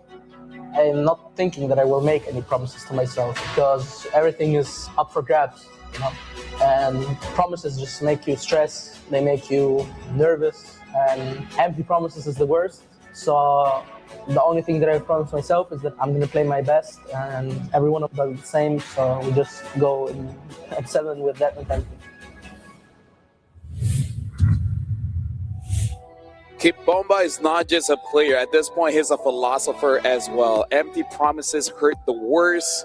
So, you know, promises make you stress. And at this point, again, I want to shift back to Alter Ego here. I just really want to see Yazuki on something with damage, because I feel like at this point, the Leomord is going to be kind of a prio ban, right? Ever since the previous matchup between TL against Aurora, now we see that Leomord is going to get respected. So now it comes to the question, AE, without that Leomord, what is going to be the priority? Because they pick up the win so early, they kind of locked themselves in, no? Yeah, they did kind of lock themselves in, but then what other answers did you have, right? Because they were willing to give up Zhu Xin, who is the mid laner of all time, currently one of the most disastrous things you could be doing, giving it over onto blue side here at M7. You're just asking to lose at that point. But I don't think it's the worst trade in the world. I think there are other things that we need to take into consideration. Number one, the laning phase was going well. The mid game was going well. I think that AE just need to keep their composure. Their play style and the trades that they have done so far, I have no arguments against it. Should be a Sora first pick here, no? They're batting out the Esme. They're batting out the Valentina. By the way, if you guys are just listening, Alter Ego is going to be first pick. Team Spirit is in the second pick. Team Spirit already batting out that Fanny. Alter Ego really saying that, you know what, Team Spirit is pretty strong in the side lane, so let's make sure the picks are limited. And Fanny, Zhu Xin, Valentina, Esmeralda. Do they want to get rid of the Uranus on top of everything else? That could leave up a Grok at some point. Anything else that we need to take into consideration? Kalia, of course, also getting banned out for the side of AE. Yep, you're looking at Alex Hero Pool. He has played Grok twice, won both times. So Team Spirit, they have that option, but also if they let it through, then you're playing with the whole Sora, Claude, Freya trio in gold. Might just happen again. It might just happen again. Or Leomord. Oh, yeah. Okay, there it is. Nope, not letting that happen. So what, first pick Grok here? The way that they're setting up is saying Sora, but I don't know. In I go Grok.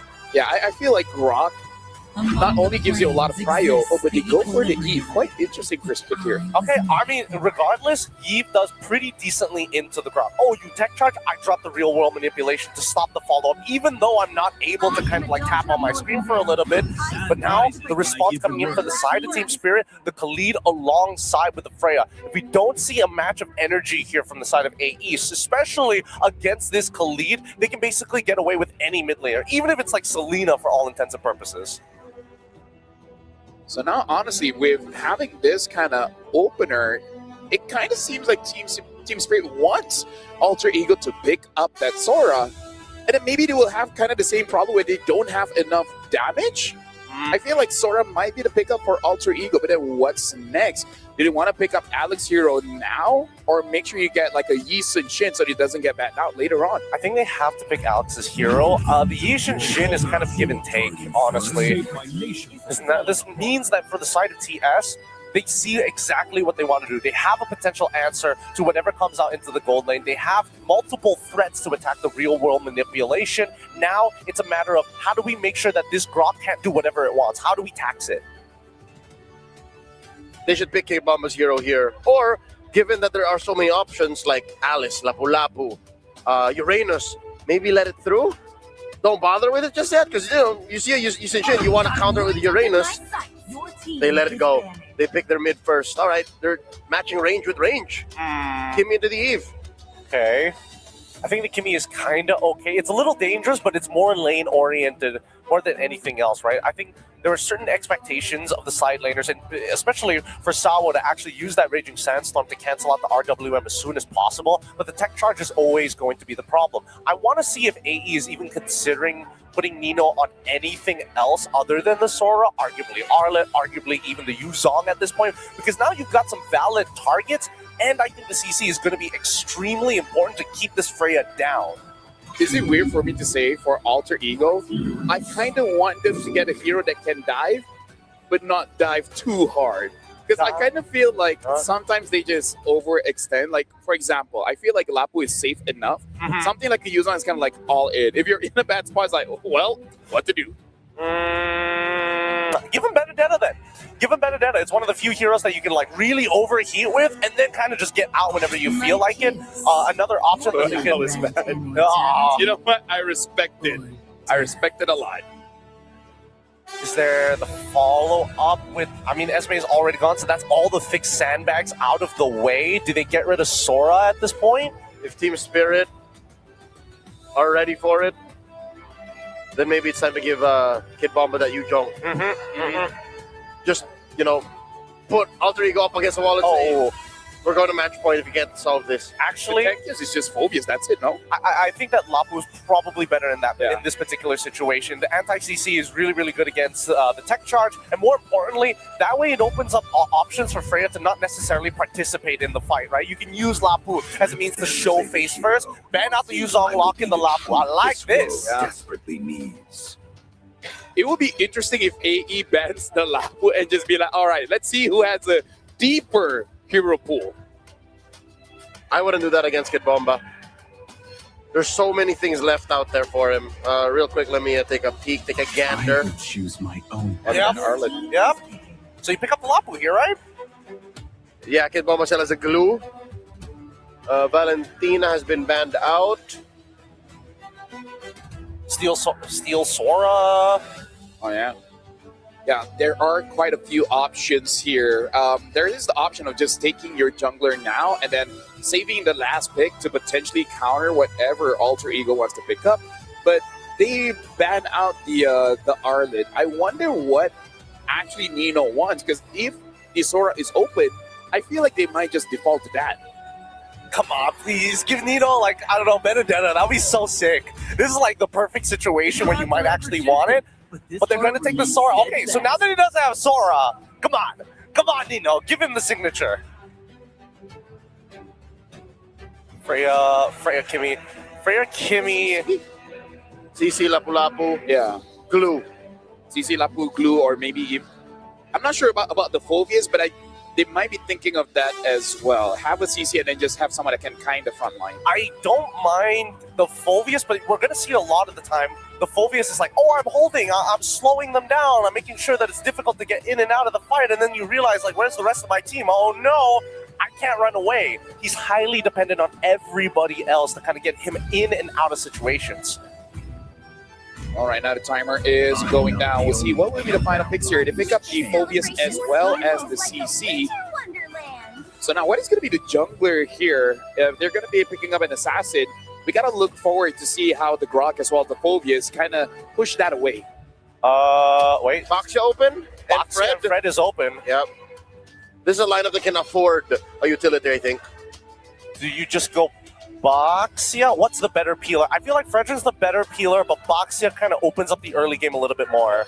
Box is fast enough. Make that Ishin-Shin's life a little harder. Because again, Yasuke is already in his head. He didn't really get to play much as the Guinevere, so...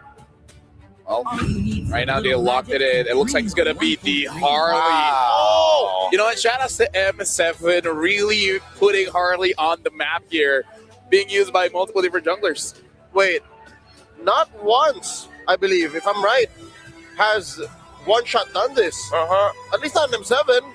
I mean, I'm curious to see which build he goes for. Is he going to follow the TNZ style of play where it's auto attack based and then you start building up leads with brute force breastplate? Or is it just more of mega, just blow up one guy, get out of there, pray for the best with the rest of your team? Yeah, right now I'm looking at Sunset Lover picking up that Purify. It's going to be dangerous, going to be able to cleanse the knockout. But either way, thank you very much, gentlemen. But now we're throwing it over to our casters for game number 2. Game number 2 is on the way between Team Spirit and Alter Ego. We are jumping into this game and we were surprised by that last pick One Shot brought to us. So I'm going to ask you, Trix, what are your thoughts about this pick? I mean, at this point, Harley feels good, especially against something like the YSS where you can get the playoffs.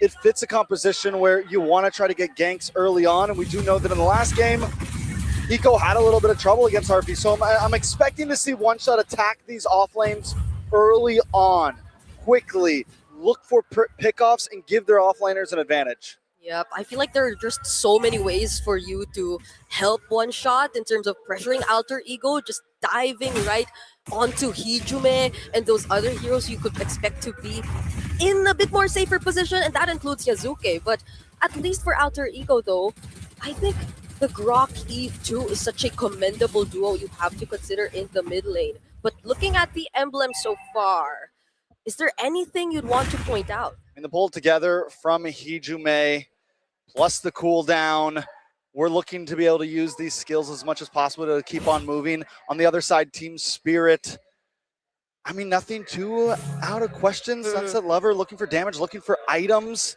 as quick as possible. My major focus on this is really going to be Kid Bomba and Nino in that boss side, and then RP on the top side as well. I think in the past we kind of questioned the CC up against the Freya, but I do think in laning phase, at least it doesn't get bullied exactly. It does lose on the rotation maybe a little bit, but at least it can hold its own against it because you can kite back. It's not going to be as good as the Esmeralda was, but hopefully, as long as we see RP do things like he's doing now, cutting the lane whenever Hiko does, he can get involved in the fights quickly. Yeah. Now that's a turtle that's going to spawn. We see that Hiko will actually join the fight. Yeah, just get some poke. Oh my god, down below. Magic trick coming down. Nino is going to get taken out. One Shot's the one that gets first blood. Now the shotgun over Zawo. Yasuke with the response instantly. Bomba goes straight onto Yasuke, who's still able to escape. Gets the killing spree as well, and Bomba flickers out. Yeah, I think the last time we saw Bomba on the Sora, there were a lot of highlights. And this is exactly what I was talking about. One Shot's going to look for those off lanes quickly within the first few minutes, get these pickoffs, and we're already seeing him do it. He's able to help get the kill on Nino, and who better to give an advantage in their lane to than Kid Bomba, especially on something. I'm glad we get to see him on the Sora. Instead of throwing it into the gold lane, we get to see Kid Bomba on something a little bit more aggressive. I'm excited to see how he ends up doing it. Purify out. RP with the curtain call comes around, and that's a kill over. Meanwhile, One Shot really trying to go for those flanks. Yeah, but Hijume, he got to target, but the damage doesn't seem to be enough just yet. And going back, I think Team Spirit have done such a great job at either shutting down Nino for the past 2 games. Game number 1, it felt as if whenever he went in with the Sora, there wasn't anything that came out much of it. And now that he's on a Phobius who died immediately even before first turtle, that's going to be a huge advantage for Team Spirit once again. So what, is Kid Bomba going into Oracle up front? We've seen a lot of different builds on the Sora. Yeah, he is. Looks like he's going to go into Oracle first. I mean, you could do like the Sanford hybrid build, the Oheb hybrid build, and a lot of teams have been, some teams have been going full tank in the EXP lane with Kid Bomba. So I'm excited, is he going to take the aggressive route or the more bulky route? Yeah, I think he might take the more bulky route just because he has more carries this time around, right? One shot on the Harley as well as Sunset Lover, not on utility, on the carry pick, but the Kimi pick, but Hiko He's going for the normal build now, dude. Doesn't need to, endure any more of that crazy laning phase. He's going for Corrosion Sight. Yeah, much better matchup now. Not much attention towards him just yet too. And also with the Vengeance, I feel like there's a lot more ways for him to just sustain the attempts that Alter Ego could potentially do overall. But now there's 10 seconds before we see the next objective. It seems that so far at least they can rely on Samo Patiko. Yep, just trade here, battle for the gold crab. And it's Hiko again who wins it, gets the Corrosion Sight too, and that's it. RP just picked up the War Axe, should start, meaning he can actually start chunking a little bit, especially on some of the tankier heroes on the side of Team Spirit. I feel like many times we've kind of been iffy about the CC, but every time, if it gets to late game, CC can really pack a punch, especially against people like Kid Bomba, people like Sawo. So Alter Ego, even though they're not exactly pushing hard in this early game, there is potential. Both teams have some scaling opportunity when we go to the end. Remember, there's no Vengeance on RP. He's able to cut away, pops in a sprint in time. Hiko doesn't have enough range to go on it. On a shot coming down. What? Bomba assassinating Yazuki. Now they fall under the RBM, but Sawo is able to heal up for such a long time. Sawo! 8 recoveries. Alex still alive. Kid Bomba goes down, and look at those attempts. Nino still alive too. Poker trick, not enough. Sunset Lover goes back in, has to pop in a Purify to count away. The barrier almost close enough. One shot comes around now. Hiko! That's him a backward descent over on Hijume. Wait, RP still doesn't recall. He tries to help, and will it be worth it? Big dunk onto Hiko by Nino with the Infernal Pursuit and one shot. With Sunset Lover, we're still trying to get the turtle, sneaking it under Alter Ego. Both teams still looking for the second turtle here.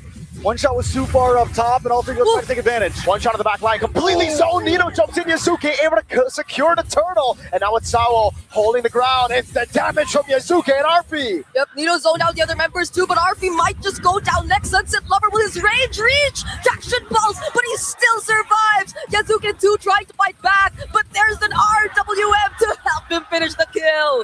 Now we're seeing some of the lack of possibilities with a hero like the Harley. You get one big shot, you get one cycle. We were talking a lot about cycling yesterday, Mirko, with skills.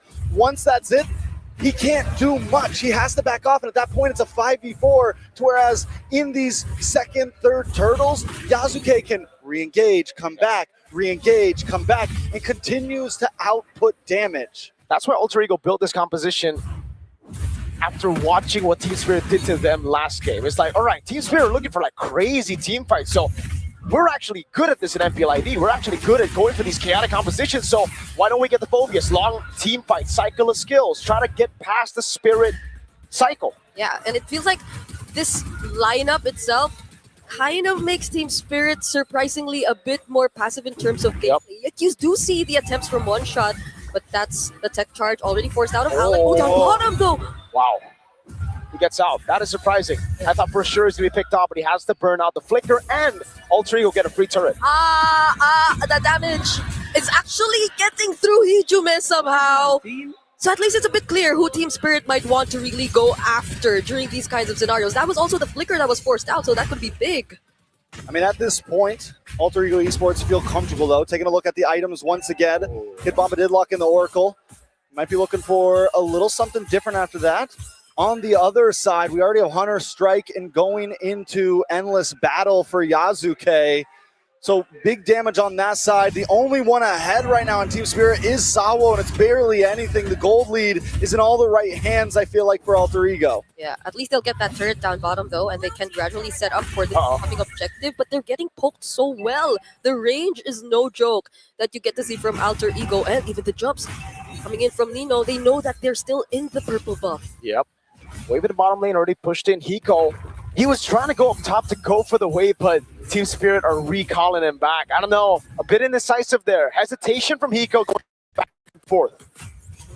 All right, so Team Spirit, how do they need to approach this? I think you take your time. Maybe you look for the pickoff with one shot. Hiko now making his way down, so they might be able to force something. But unless they can lock down Yasuke or Hijume, Alter Ego Esports going to have a free time. On a shocker, that's going to be the tectonic charge landing on the back line. One shot taken out of the equation. Now it's Bomba with a 3-man knockup. Now a shocker locks Ego down. It's easy able to pop independence and running away. Now Nino in for the pursuit constantly. As Sawo, Raging Sandstorm's back. RP going to go for it as Bomba is still able to survive. Bomba, he cannot survive. Sunset Lover surprisingly still alive though, but Sao now on his fourth death in this game, not looking too good for Team Spirit, and Alter Ego takes the free Lord. Hiko, once he knew it was over, I'm hightailing it back up to the gold lane. Maybe I got to push, maybe I got to do something, but I am out of here, which I think overall was a good play. Team Spirit, even when they're losing, they know when to call it off. They're not exactly overcommitting. This should have been too major here. Alex going to back off,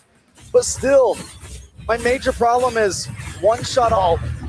Ooh. Hold on. Now the shocker. Yazuki's taking a lot of damage there. RP looking for flank all alone now. Gets caught by Kid Bomba. Zico's still there in the back as Nino goes in together with a tech charge of Alec to pick him up. Meanwhile, RP shut down by Bomba. One shot on Nino. Gonna go for the poker trick. Just in a bit. Jumps in forward. That's the Dark Wave! Nino! Two-man Dark Wave, and they're still trying to go for it. Nino surprisingly still alive after all that. That's RP for Hiko. A 1-for-1 trade might, I mean, it's good for Team Spirit, especially with Lord big shutdown in. It will be quicker for Hiko to help defend than it will be for Alter Ego to get the push in, right? Alter Ego, in my mind, try to break through something in the mid. Try to find some sort of big play. Team Spirit 1v1 in a safe spot. Bomba goes to the skies. Yazuki says, all right, that's enough. That's hero enough. With a bit enough, too much sir. dashes. Yes, that's enough. And Team Spirit will get to take care quickly of this Lord, not sacrificing too much of their outer turrets, but still you could feel the damage already coming in. Alter Ego. Oh, Nino.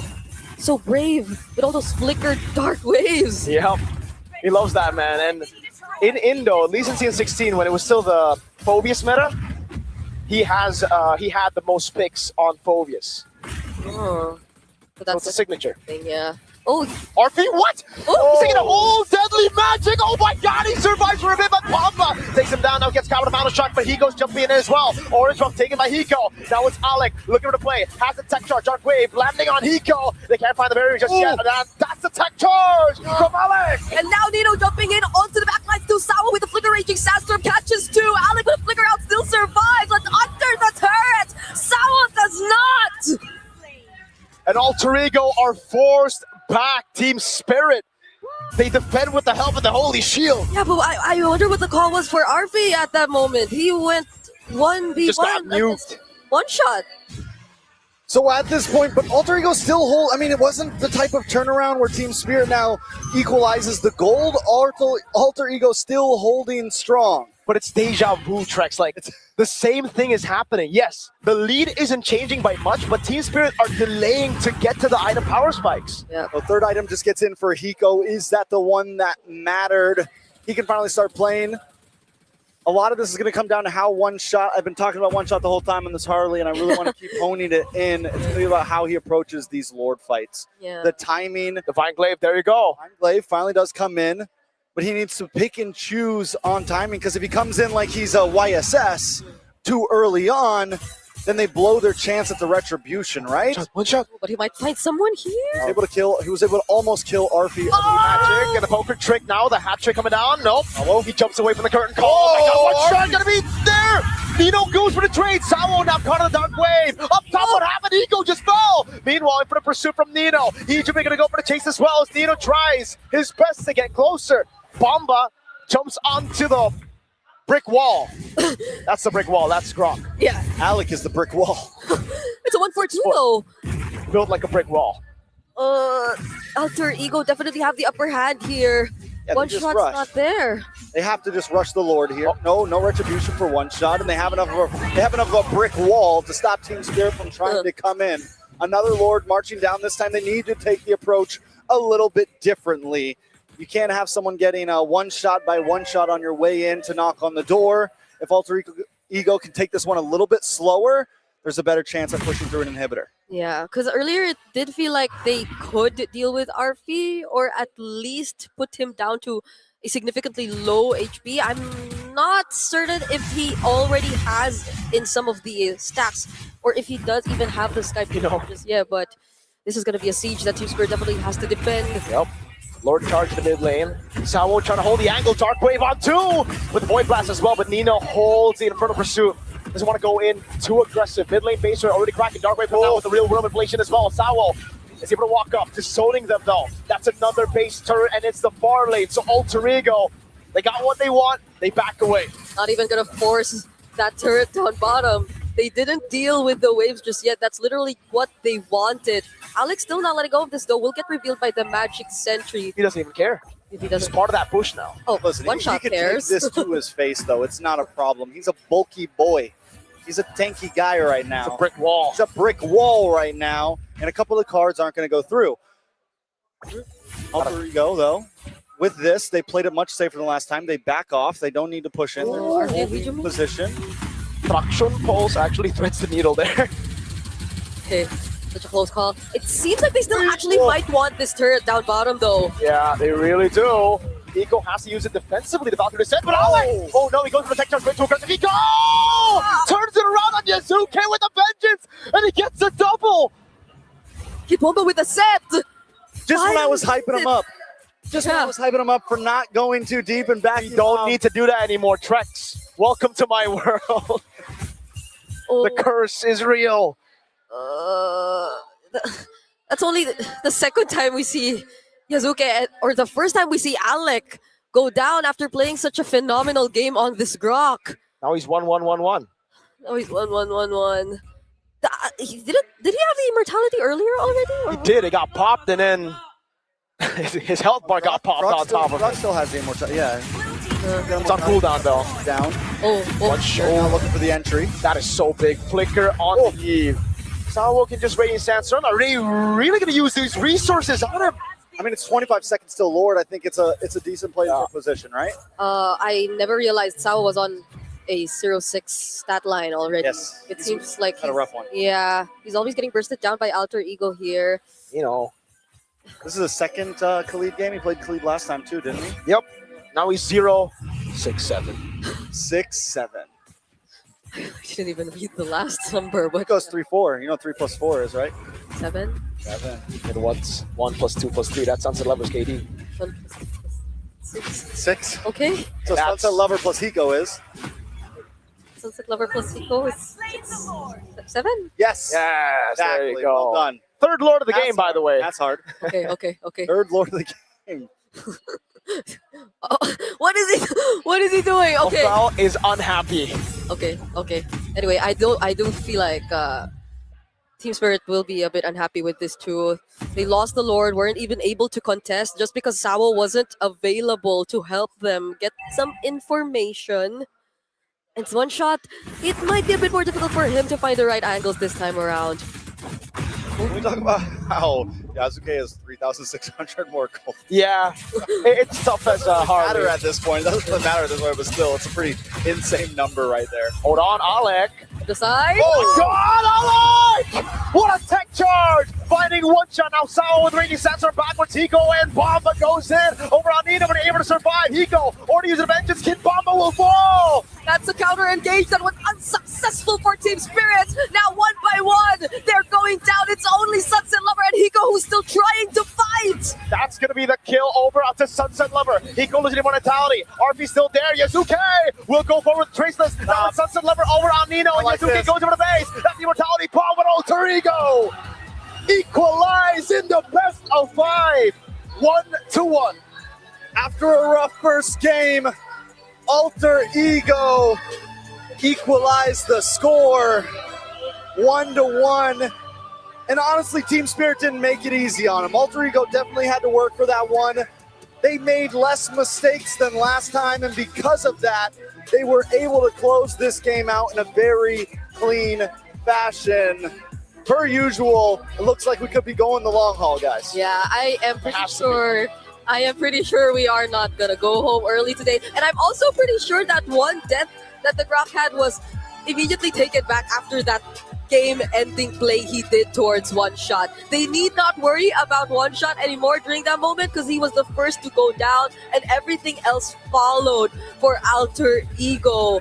It was, I can't even recall if the Lord was already there by then, but that's a lot to talk about, so we'll be taking a quick look at the highlights first. So yeah. The tech charge does come in as Lord is marching in, so they kill One Shot at the perfect time, essentially. A beautiful conceal play up into the top. And we're seeing that even with Kid Bomba trying to get these big plays, trying to suspend them, like delay the attack as much as possible, it just wasn't enough. At this last moment, I was a little worried, I'm not going to lie. Yeah. Alter Ego put it all in, like, listen, we're ending this here, we're all dying no matter what. I heard what you were saying, not like this. All on the line, bro. It's all on the line. So I think we need to hear what our panelists have to say about this game. First of all, I was in case you guys aren't convinced that the panel and casters were not good at numbers, just watch back them counting that KDA. I was like, bro, how did we even get to those numbers? Yeah. It is what is it, but we're talking about this game here, and this time Alter Ego, not gonna lie, there were some moments where we're like, wait, are they gonna give the game back over to Team Spirit? But no, they were able to control their composure, control the map again, and then finally ending it more concisely. Yeah, they had to lock in. I'm not going to lie. A lot of moments there. Really, really scrappy, really, really messy, sometimes with no direction whatsoever. But then you notice that there is a specific sequence that needed to happen. And I think that Team Spirit figured it out towards the end there, but it was just too late, especially when the tech charge connected against one shot. Yeah, their margin for error was so small, much smaller than that of Alter Egos, given that AE, they had so many ways to actually start a fight. Tech charge from Alec. You could also start with a rogue real-world manipulation, compromise Team Spirit's entrance. And then you can also just start with random pokes from the Phoveus and the CC. These deadly side lanes are not to be trifled with. Team Spirit knows this. That's why Sunset Lover would often try and help set up a kill with the help of one shot. And really, that's all Team Spirit had, one shot. Because Hiko, yes, was rocking a vengeance, knowing that he would end up fighting a lot in the front line. Just did not take off. Yes, he built his, fourth, fifth item. He got there, ladies and gentlemen. He got there. It's just everything had to fall in line and in place for Team Spirit. And they would only do that if Alter Ego just stood there to take it. Yeah, and I feel like we talked about the damage profile earlier from the previous match, because the front line from Alter Ego really has to be talked about here. It's not just the Grok, right? The Grok with the Phoveus, it just made it so that there's no threat going against the backline of Alter Ego unless they themselves just move forward and be exposed towards that threat. But that's the thing, right? I'm pretty sure we're going to see in the highlights like the perfect example of why this particular comp was designed, right? This Phoveus is so good because it feels like you're walking through mud. But the mini stuns, like the knockbacks, the dark wave, there's so many things on top of the fact that I think that AE is really good at not only just juggling towers, but in team fights, chaining their CC. It's near perfect every single time. Yeah, right now we're going to look at the MVP of that game. And again, I gotta say, Alter Ego, if they go for a draft where you do want to fight, but make sure that it's simple enough to execute, it looks a lot better. Alec is the MVP by Real Me here, 1, 2, and 15. And again, you just take the shots from Hardy to be like, yeah, I'm a rock, you give cards, I don't care. Take it, I'll take it.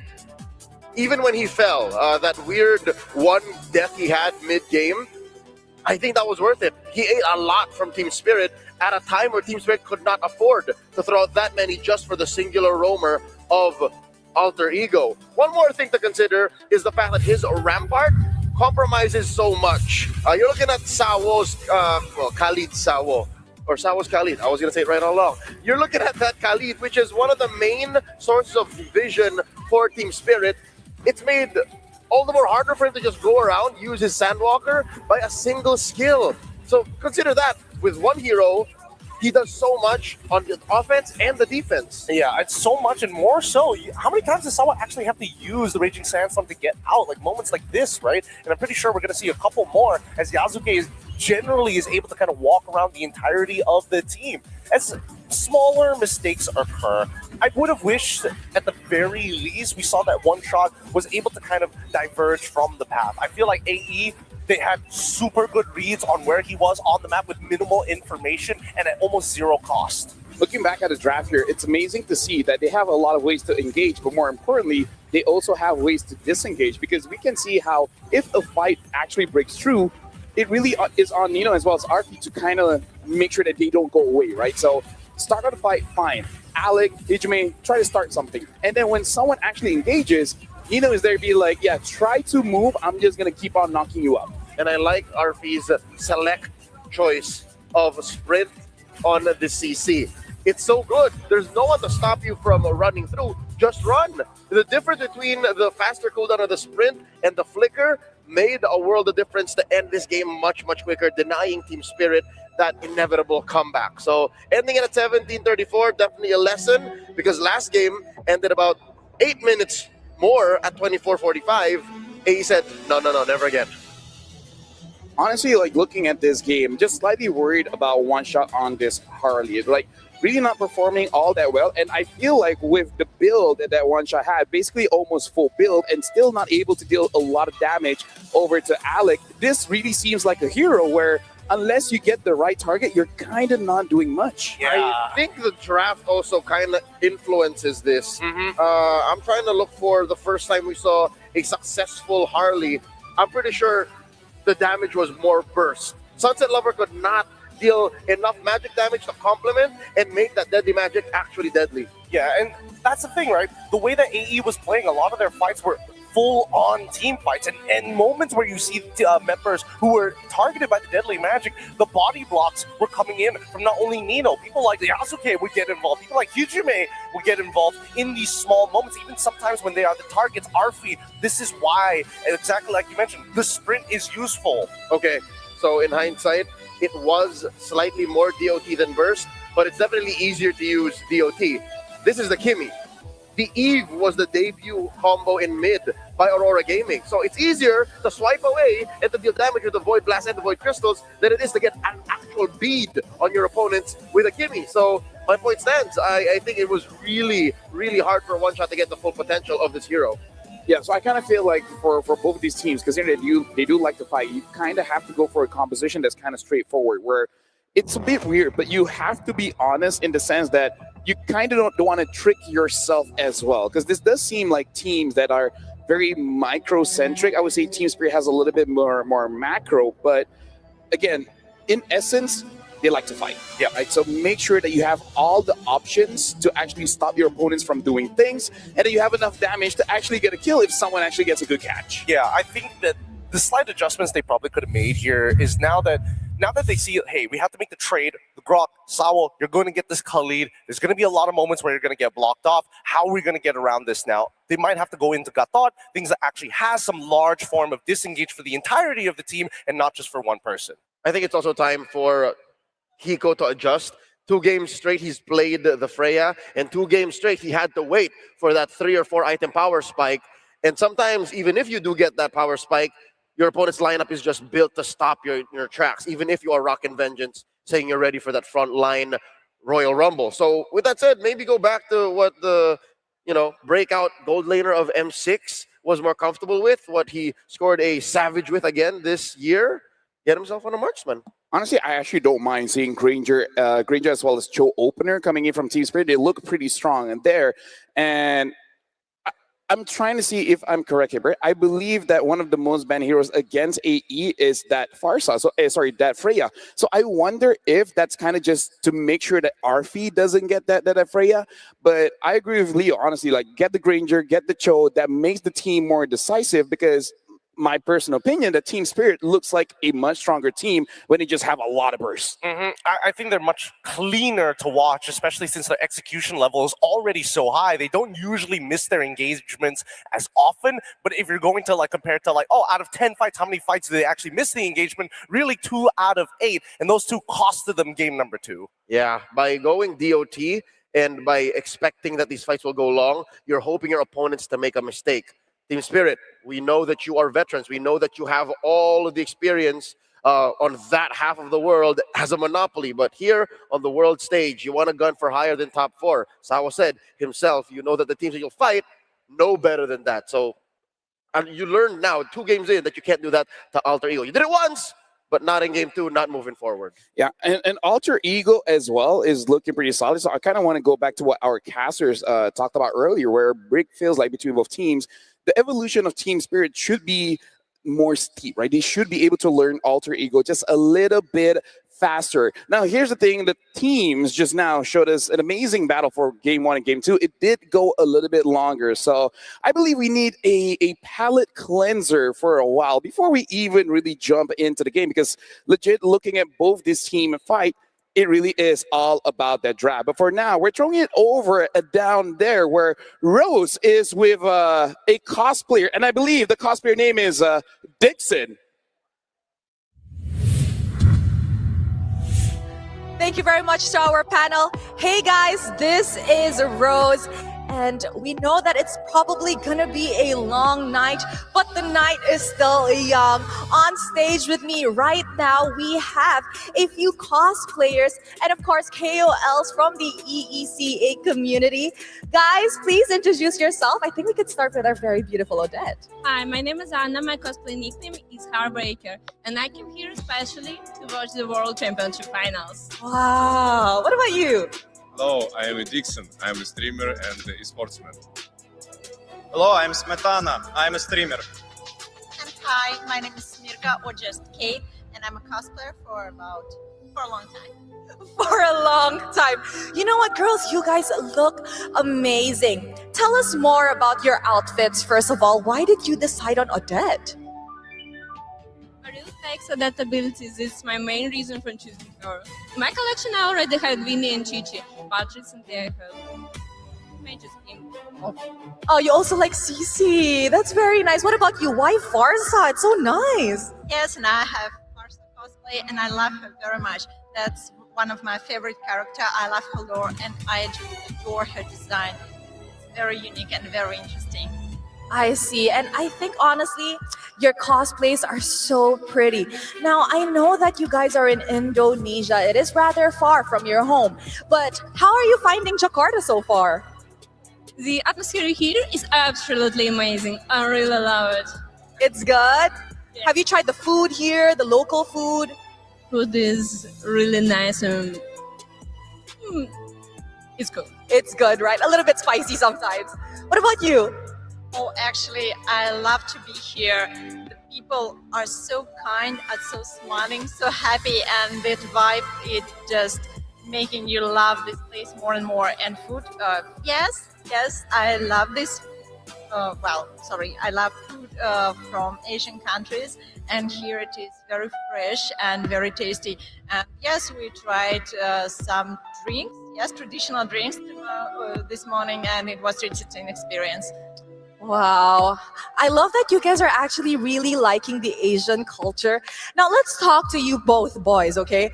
Up here on stage, we see that it is rather an intense game, no? 1-1, but we could potentially go into a full best of 5 series. How do you feel about that, knowing that Alter Ego got a game from Team Spirit after game 1? I think that was a very good game. Team Spirit, very good performance. I think they can show for next game that they can be better than it was first game. I believe they can win. You believe they can win? We like Team Spirit, that's our region. So we try to believe for them. So that's like this. But Alter Ego, that's very good opponent. We like their gameplay too. So I think that's very strong two teams now. And I believe we can see very good games. Yes, indeed. What about you? What are your thoughts on the game? We know it's a 1-1. It looks really tight on both games. How are you feeling?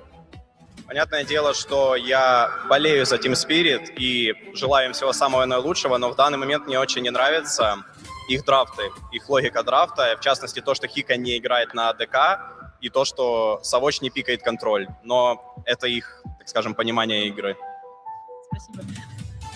Oh, well, actually, yes, Smetana, as we all, he is cheering for Team Spirit, and these games are very interesting, but he just very curious why they have such an interesting drafts, and why is he playing ADK?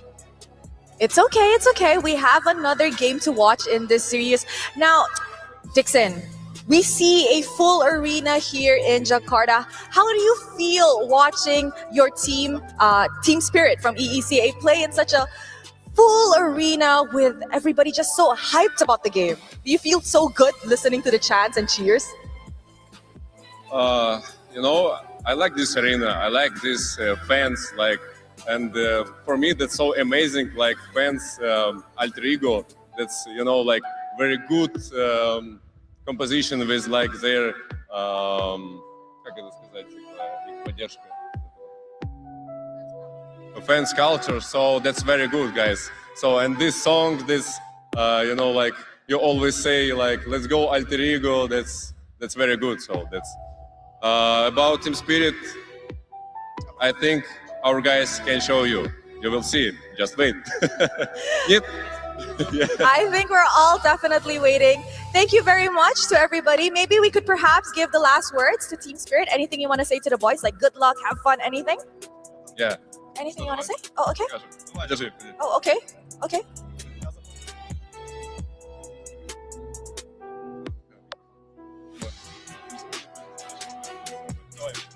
Team Spirit, наши звездочки, вперед к небесам! Next! Oh, nice one, boys. Thank you very much. And good luck to both the teams as we head into Game 3 of this best of 5 series. With that, throwing it back to the panel.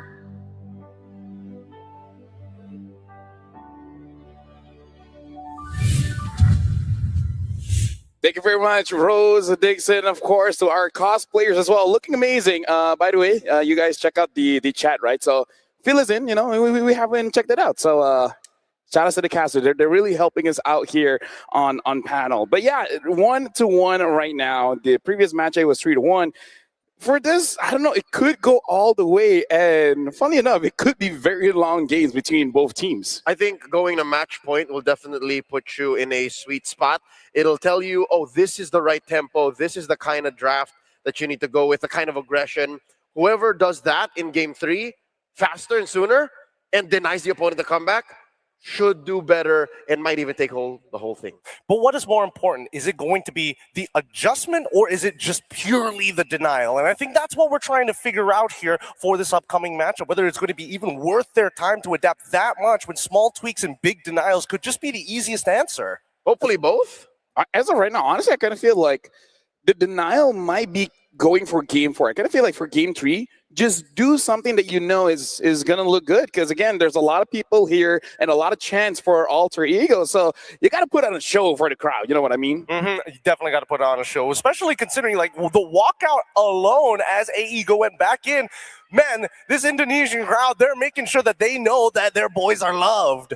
While Team Spirit are used to this. 99% of events that they fly out to, they are the away team. So this is not foreign territory for Team Spirit, the Dragons of the North. If I may, going back to their draft, again, we already mentioned how that Harley had very little to work with.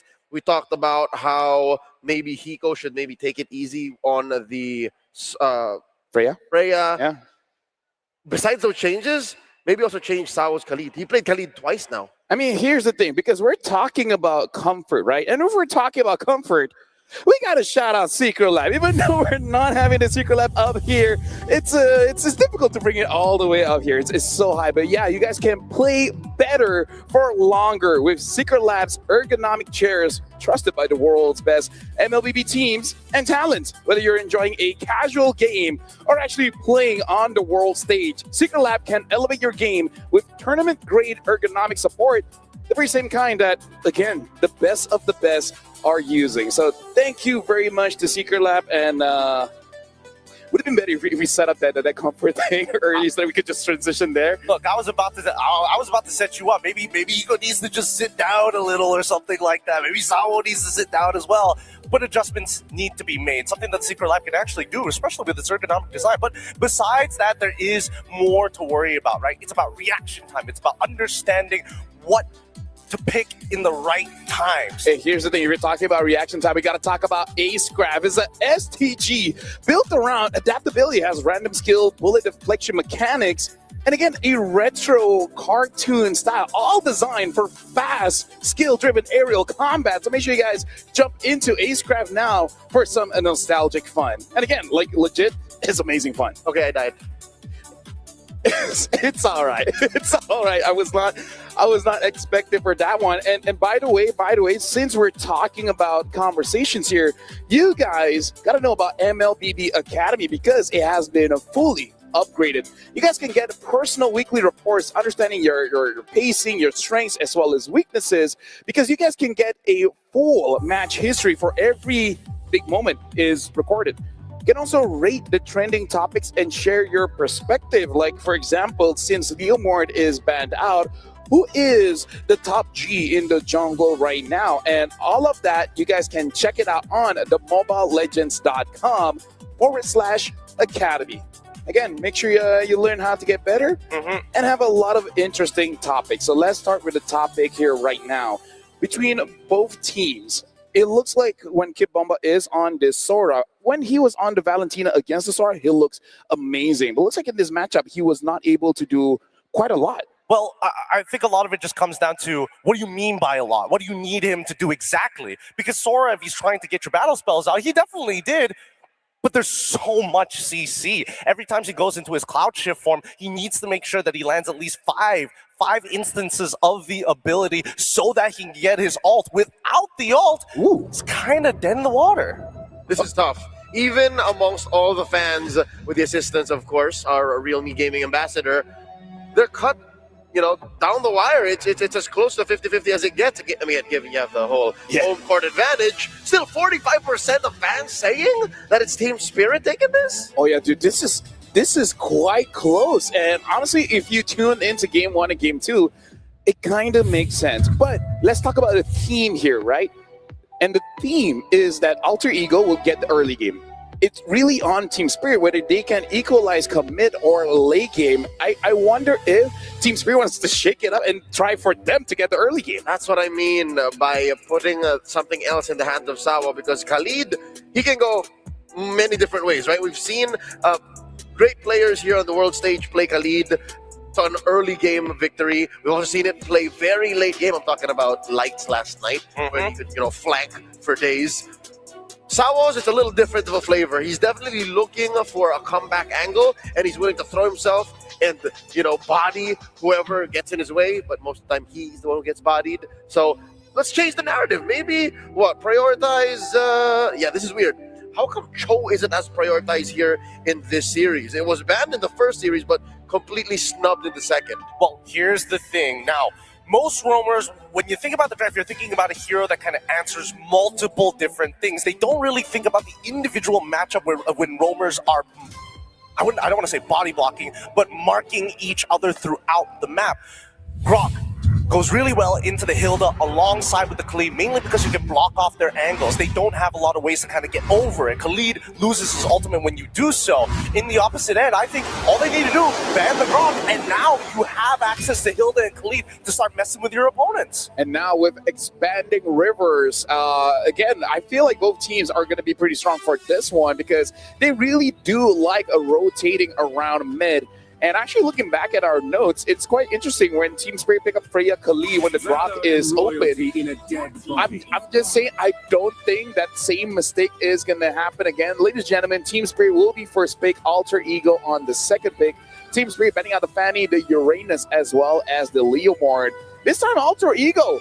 This is quite interesting. First ban on that Alice and the Sora. Quite a while since I've seen an Alice as a first ban. Say you respect Kid Bomba without saying you respect Kid Bomba. That's the perfect way to put it, man. He was able to get away with so much, but this might indicate that... What? Coach Zephyr. Say what? Okay. Say what? All right, so one of the first... I mean, Jushin is still going to get picked up. Grok. Wait, Zephyr just said, you know what? Let's just open the floodgates. Like, everything is available at this point. All right, the last time Team Spirit had got their hands on the Zushi, they won that series. Oh, they won that game.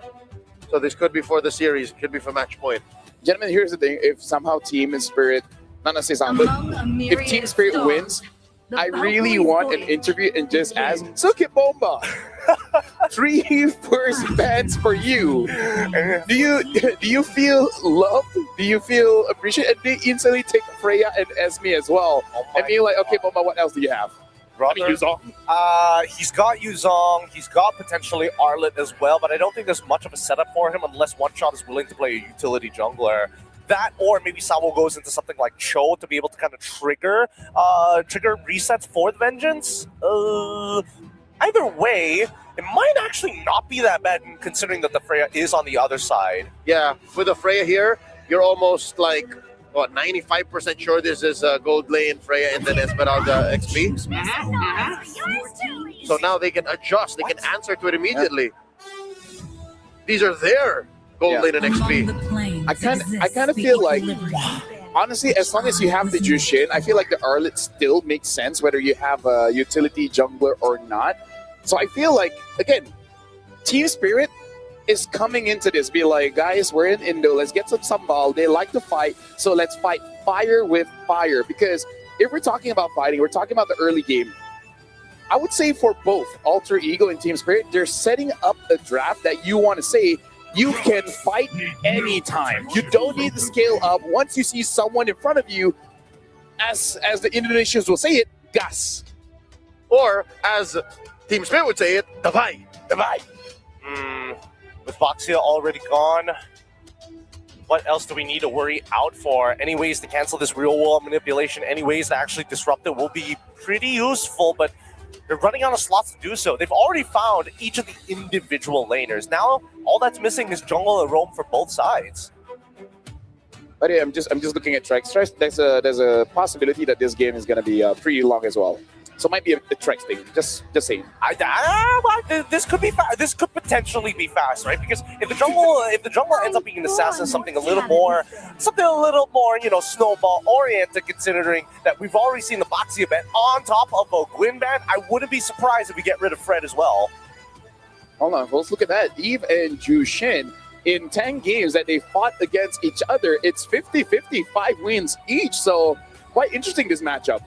I'm still perplexed as to why we're not seeing as much Lunox and Farsa dynamics. Because these two teams would do well to play those. Let me look at AE's stats though, because are they not a Lunox team? I wouldn't put it past Hijime, right? He's not. He's not. If he played Lunox, maybe it was just once, but his most big heroes are Eve, Farsa, Zushin. Wow. Well, right now, I'm really looking forward to see what is the jungler here. Because Alter Ego, they're letting go of the Fredrin. I mean, like, to be fair, they have a pretty good draft to do with the Fredrin, so maybe that is, in a way, kind of a bait. At this point, I want to see how creative they are, but this, let me just say, Alter Ego, I feel like that draft kind of doesn't care to fight against a Harley. Yeah. I want to see one shot on something else. Yeah. I mean, he might end up just being... Actually, wait, the damage profile fits if he wants to go back onto the Harley. They've got a decent amount of physical when it comes down to physical burst. Now they just need a little bit of magical burst, and then the questions will start rolling in, right? The same plan as ever, you're targeting Hijime, right? If AE are locked in their lanes, then there's more opportunities to show up into the mid lane to make that gank actually happen, and then start the snowball effect. Hold on, so right now, Lance, Haya, Joy, Nolan. These are the 4 that we've seen here in M7. I don't expect anything too weird here. Fred, if you want to get crazy, but I think it's Team Spirit who's more willing to play Fred. That lineup just looks better with a Fredrin. Yeah. It's going to be quite annoying for any front line. What do they go for then? Okay. That's an old school pickup. LaFell, the last time we saw this was in Bangkok. Yeah. I don't know about this one, Chief. Yasuke is an amazing jungler. But yeah, I don't know. I don't know. I love Suyo. Suyo was all the rage in M6. That's a year and change back. Yeah, but I think this is a bit of a mistake. I really think this is a huge mistake. As much as you have iframes, as much as you have a really deep kit when it comes down to the toolbox, and you have a decent amount of damage, if you don't start snowballing from the very first minute, you fall off of a cliff extremely quickly as well. The Arla for disruption, the Joy to make sure you don't get caught, and the Cho on top of it, plus curtain calls, like, I don't know how he's going to play the game. There it is, my boys from up north are listening to Unk. They heard me. Well, they didn't, but, they understood that this is what they need. Excuse me, is this M6? This is right, Joy against Suyo. And by the way, thank you, Mirko, reminding us Boostgate and Virtus Pro. Virtus Pro pick up the Suyo last pick and then there's losing that one. Yeah, I don't know. Joy Suyo's very Joy favorite. I'm kind of leaning towards Team Spirit here. I have to agree. Because I think the only useful, well, actually, there's a couple of useful things. And the chip as well. I think with the Suyo, you're looking for purely engages, right? So that other people can kind of do the work for you. If you happen to get out, then it's like, sure, you win the coin flip. If you die, it's like, whatever. This feels like they're really digging deep. I don't know why it's the one team that's really just going back this far, because there's an Arlen on the other side. That's a soft counter. Yeah. Here's the thing. I feel like as a roamer, whenever you pick up a chip, you always know you're teetering on the line between bravery and stupidity. So it really can be a play where you make a good one, or you're just like, you know what, guys? My bad. Thank you very much, Gideon, as well as Leo, for your insight. We're throwing it over to the casters, and hey, let me just say, you guys got an interesting matchup this one. Thank you guys so much. There's one thing I do know right now, and that it is 1-1. Alter Ego, for me, it felt like they were so in control of that draft, and the Suyo definitely threw it off. Normally I would ask Briggy, but because it's an Indonesian team, tell me what's going on here, Mirko. Bro, Indonesian teams love going fast.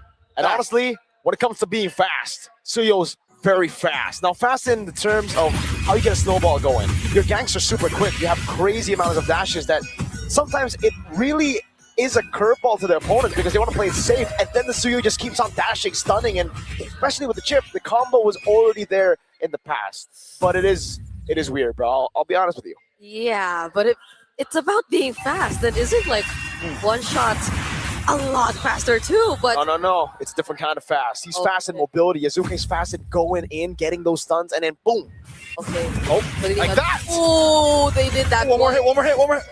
Fade away, didn't get him. Flicker out from Zawo. Okay.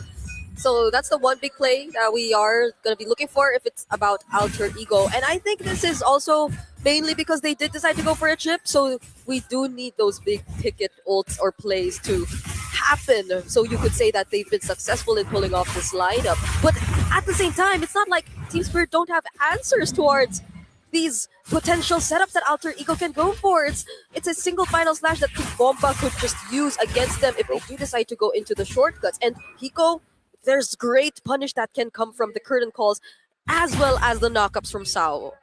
All right, so I like how Lavelle said it felt like we were at M6 again. Yeah. Not only is it the Joy versus Suyo, we have the chip getting involved. It is definitely the CCs here, Jushin. I mean, it is a flashback right now, but if I do recall correctly, I remember analyzing a lot of those drafts, and the Joy was always the better pick. For the first 4 levels, yes, the Suyo could come out on top, but if the Joy goes unchecked, once it gets to 6, 7, 8 minutes, the Joy annihilates the Suyo. The mid lane, though, it was already the zoning coming down. Nino still able to escape, flickers out to safety, and Yazuke gets a turtle as RP goes in for the Valkyrie descent. Now onto the purple buff, jumps in onto Sunset.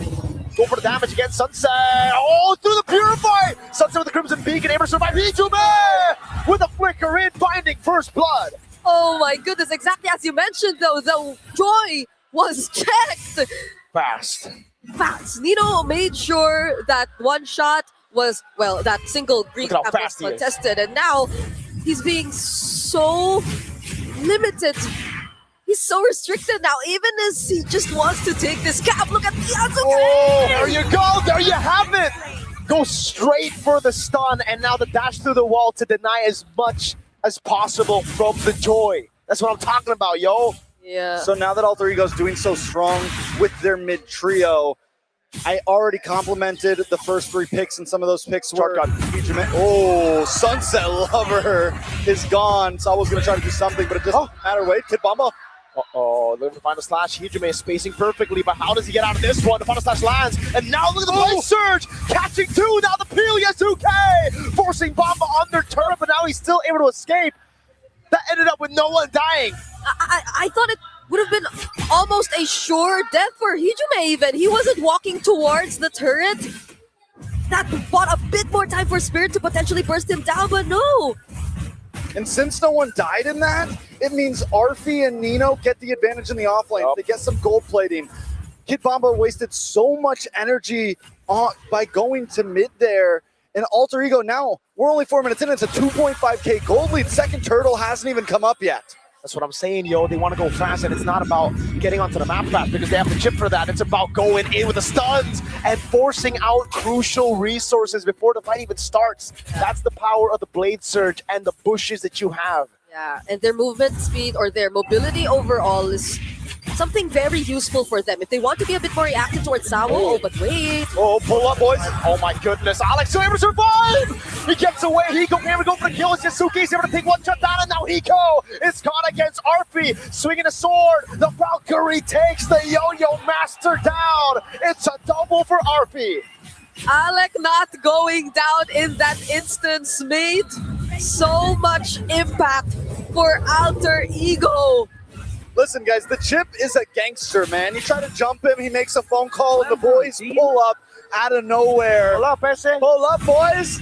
They jump out, they jump on you, and next thing you know, Team Spirit's going down. Alter Ego Esports. This might be the most dominating we've seen them in the series so far. This is bad. This is bad. Look at one shot, 2 levels behind. 2 deaths already on him too. And he's probably just forced look for other avenues to farm up because as of the moment, Alter Ego, they're making sure he's really choked out in terms of resources. Now they get to spot him though, but we don't get to feel the pressure from this Cho Jusin at all. They're always being stopped in their tracks by Alec, by Hijume, who miraculously always survives the attempts from Team Spirit. Now, there's some things I want to say earlier. Arfi as well. Just remember, Arfi is on this Freya, something that Team Spirit wanted so bad for 2 games. Well, they stole that away. They also get the Esmeralda. This time it does go into the hands of Nino, but we saw how well Alter Ego did with it before. Yep. Even though the Suyo seemed a little sus, they were winning the draft so much, and now that they're making the Suyo work, along with the chip, that seemed to be the final piece to pull this pick off. They are in complete control. Yeah, again for the Suyo pick. Initially when you saw the Suyo, again, Blade Surge coming down with the shortcut Bomba Gang. RP under turret, trying to go for it. The Queller lands, but they have to go back. So, back to my point. Suyo, God, they go for it again. Falling Star with one shot. Taking low, Nino. He has the flicker, but one shot's too quick with it, so he gets away as he goes able to chunk RP low. Okay, I did like the Suyo load. I liked it after the chip showed up. There you go. You just stick with the play-by-play, man. Okay. But, oh my god! The damage from the chip, I guess, but also Yasuke. Yep, even without the shortcut, that doesn't stop Alec from playing as aggressive. Now even Kid Bomba somehow being shut down is going to pose a huge threat now for Team Spirit. And the master you were seeing on Arfi on this Freya! Go low, Nino just needs a dance, and he flickers in. Sawo coming in now with the Jiku No Red Dragon, picking it under turret. That's going to be the Lancer Flare to bring him even deeper. So they get a trade. 1 for 1. RP also gets a nice push into the tower. RP tried to save his friend there, but Nino had to go down. But EXP laner for gold laner is a good trade in my book. Yep, now they're slowly taking away the turrets from Team Spirit. Map control clearly favoring Alter Ego at this point too. And that's on top of the fact that they have a chip, so definitely they'll have more ways to deal with the map, with the macro that they want to execute. And Team Spirit, it seems like Alter Ego are always one step ahead of what they want to do. They have the rotation spread out. One shot, they have all their eyes on this guy who's 2k behind of Yasuke already. Shortcut again, all in on Bomba. He gets the final slash, but it truly will be the final slash. He's down. RWM, the Blade Surge, locking Sawo down with the help of the Soul Sever. And they get a turret with the minions down below.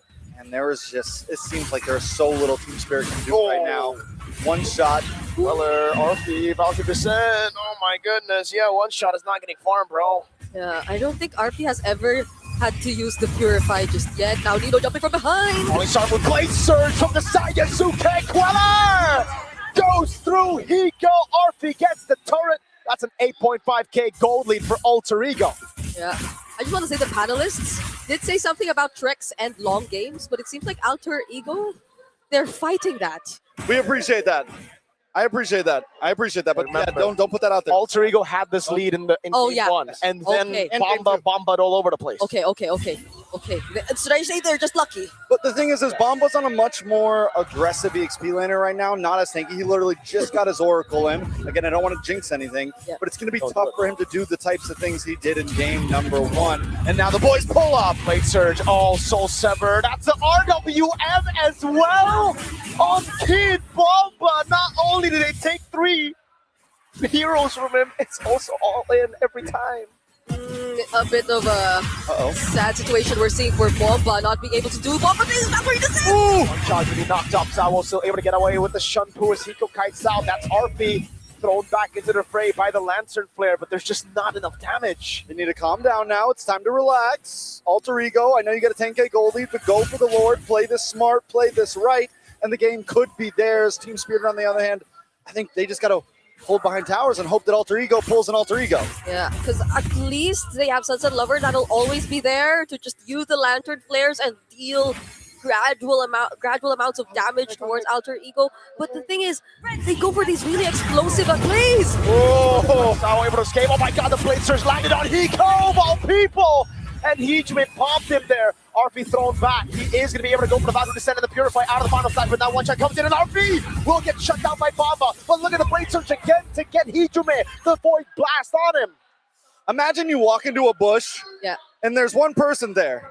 But then out of nowhere, everyone just runs out of the car.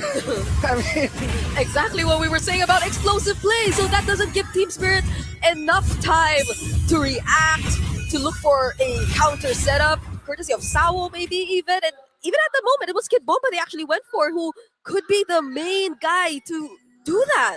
I just want to say, man, shout out to Team Liquid ID because, like, I'm getting major flashbacks with the Suyo, Chip, and the Yves. That's the trio mid, dude.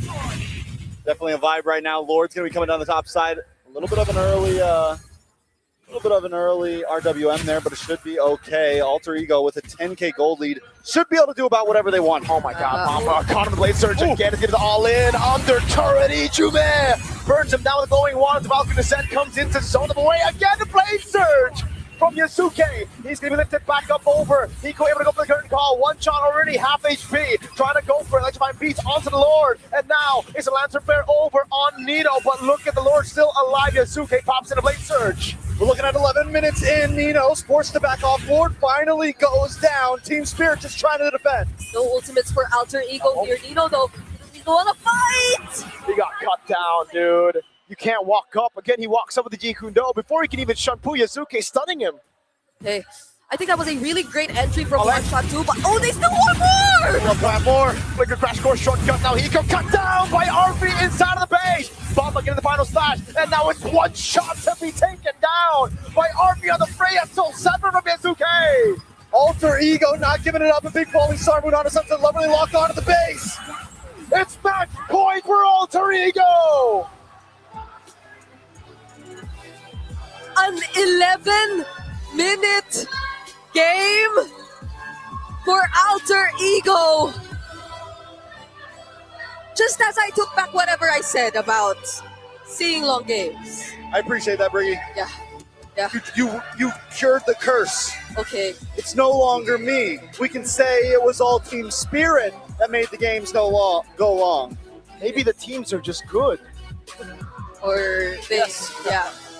All I know is Alter Ego's match point at this point. Look at the crowd right now. The stadium has erupted at this point. Alter Ego looking for that fourth, third, possibly grand finals finish at this point. They're a team that has come online, a team that we didn't expect to get this far. Yes, but also we got to tone it down. We compliment them too much. Okay. It might, they're lucky. They're Alter Ego are very lucky. Yeah. The chip was just fun to watch. They're just lucky. So I'd say from the very beginning of this game, where we really saw what the essence of the Suyo was, what the idea generally was, and them just individually winning their lanes, I might just have to give a shout out to Arfi, especially on this Freya. This was a Freya performance we were definitely not able to see from Hiko in the past 2 games, but Arfi just showed us what hero mastery means, literally. So many of them did a wonderful job. I'm excited to hear what the panel has to say about it. LaFell, what do you think about that game? Well, first of all, you know, I agree with Merkel. Let's tone it down. Okay, Alter Ego got lucky. You know, hockey, katanya. Very hockey. And got hockey, dude. It's their thing. It's their thing. If you say something nice, bad things will happen. So when they're performing well, you say they get lucky. It's all the vibes. This is Alter Champs. That's what the Alter Champs want. Exactly. Or Alter Champs. I mean, like, here's the thing. Talk about panel curse. Everything that we said went on reverse. By the way, track something about you and me. When I'm talking to you, you have your headset off. When you talk to me, I have my headset off. We have a communication issue here, and next time we'll just WhatsApp. But yes, I like one thing that Mirko said. What is it? Reminds us of TLID. And going back M6, they went all the way to the grand finals. Are we going to see the same thing? What's going on here? There's a reason why I'm not an analyst for a team anymore. I might actually fit better as a marshal. But the metagame has changed, all right? Yes, there is an Arlott on the other side. Yes, there is a Joy to burst down the magic vulnerable Suyo. But the way Alter Ego played this is they went all in on the, what do you call it? What do you want? An Alec party? Yeah. They just went right through that. And the Suyo, Yasuke only really jumped in when they knew that they were way ahead. Because again, look at his stat line. It was very a utility. It was very centric on what the team needs. Exactly, and that's why when Yasuke got his hands on this Suyo, I exclaimed, "It's so bad, dude. It's awful, especially with the chip in these moments, because those all-ins, it's just pure luck. Half the time, it's about checking these bushes. They wanted to make those bushes dangerous, and that's exactly what they did from minute number 1.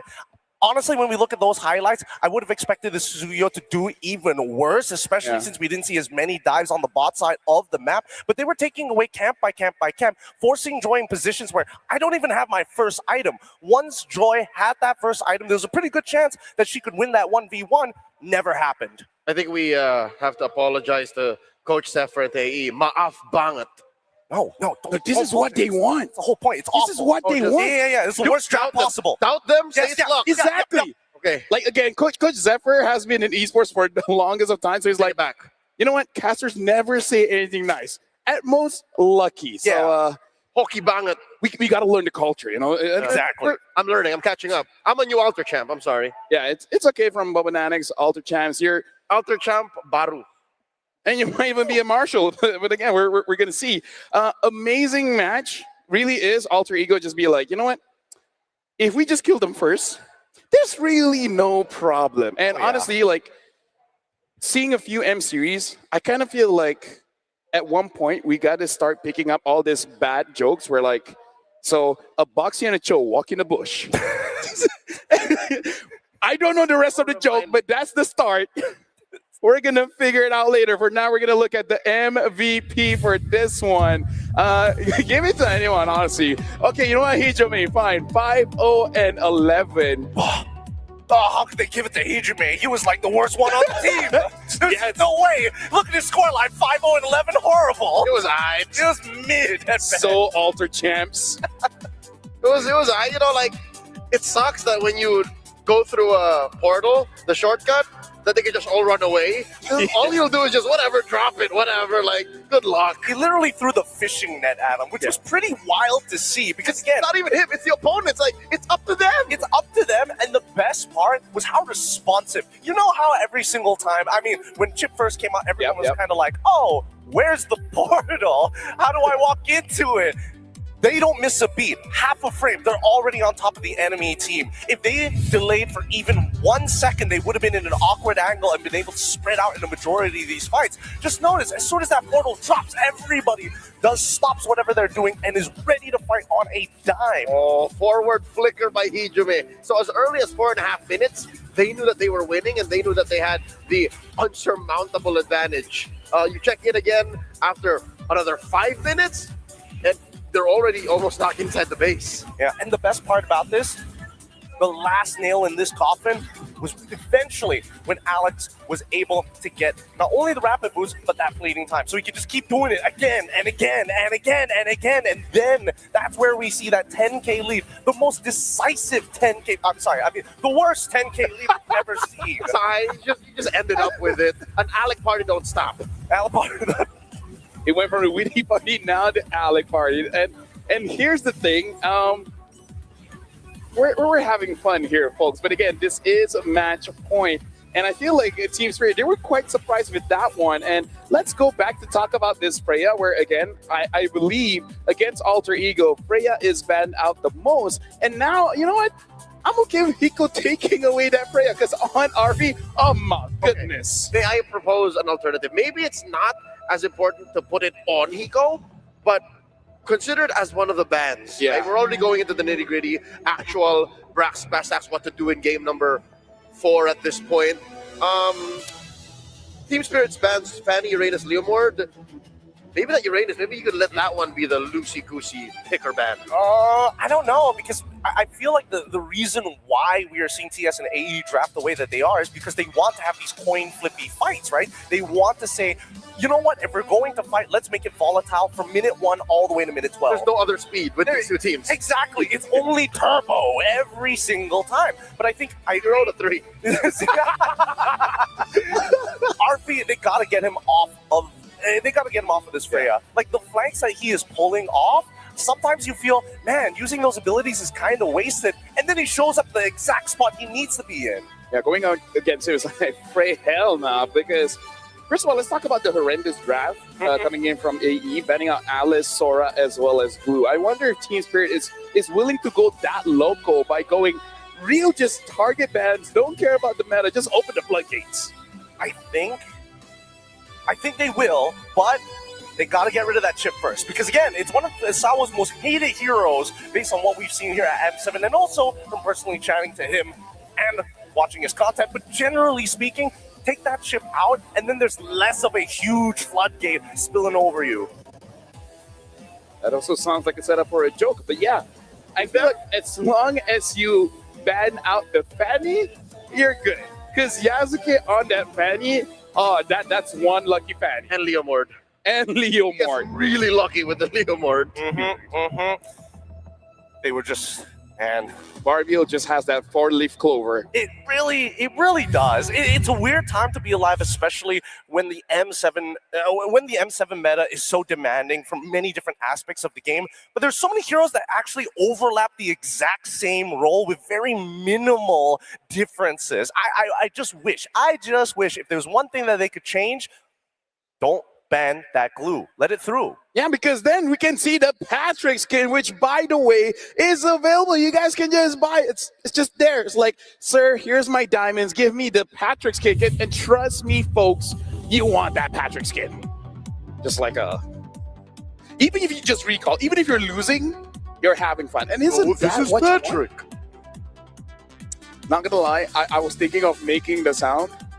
I think I can't do it. Which sound? I feel like I'm too old to do it.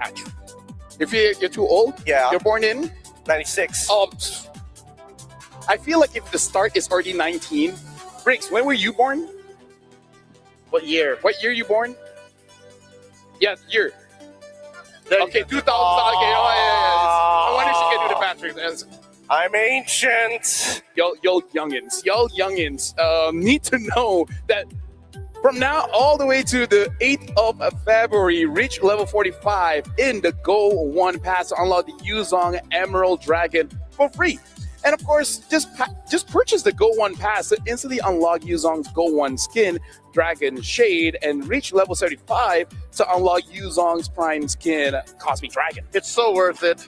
I'm flexing not just my Cosmic Dragon skin, but also my number 6 Bagong Ilog rank local. Oh, man. Are you okay, Gideon? If I don't get those skin, it feels like I'll just die first, clearly. I'm just that ancient. Number 8. So I'm like, what am I supposed to do about this? How are people supposed to get on? I mean, according to Marco, I'm already dead. Me and Naisu are a few years dead. We're just here as fossils. Yeah, I'm a tweener. I was born in 2000. Clearly. Yes. Yes. Without the beard, 100%. 100%. But now we're going to be checking out this video before we jump into the game. We'll see what's going on with this video because surprise for us too. Check it out. For the longest time, it really just feels like Nino was someone you looked at as someone who has lost their prime, someone who never lived up to the expectations. Sorry kok, gue ngecewain lo lagi. Makasih semuanya. Gak ada kata-kata lain selain maaf sama makasih. Makasih guys. Perjalanan mereka memang telah usai. Impian menjadi juara dunia telah terkubur. Nah itu sebenarnya waktu mau main season 14, ya ibaratnya tuh baru pindah. Terus waktu pindahnya tuh bukan jadi kandidat XP terkuat kan, kayak merasa malu, merasa ih apa sih gitu. Lagi terpuruk buka Instagram gitu ibaratnya, terus tiba-tiba ngelihat komen-komenan yang nge-hate kayak gitu pasti berasa banget pengen bener-bener nyerah. Cuman orang sekitar tuh sebenarnya bukan nyuruh ninggalin Mobile Legends-nya, justru nyuruh buktiin aja sih kalau misalkan lu tuh bekerja keras lu pasti bisa kan. Dan sebenarnya jujur kalau misalkan dari internal, dari alter ego sendiri, itu nggak ada nyuruh gue keluar dari alter ego, nggak ada nyuruh gue stop aja sampai situ. Tetap full support mereka, kayak emang beneran ini keluarga kedua gue sih. Harapan besar dari keluarga Alter Champs, El Familia goes to M7. Bisa dibilang karena ya udah lama banget main Mobile Legends sih, belum ngerasain turnamen internasional, dan ya kalau dibilang apa ya, pengorbanan sih, balik lagi semua pro player juga punya pengorbanan, cuman yang bisa dibilang pengorbanan gue lebih kali ya buat keluarga, karena ya keluarga aja gue nggak bisa ceritain, yang pasti pengorbanan gue nggak sia-sia aja sih, intinya itu aja. Jadi benar-benar terharu sih, terharu. We've seen him go through it all, from a promising rookie to a really good player to again falling short to now rising back. It's just a lot of respect to players like that who can stay in the scene for that long and keep on going.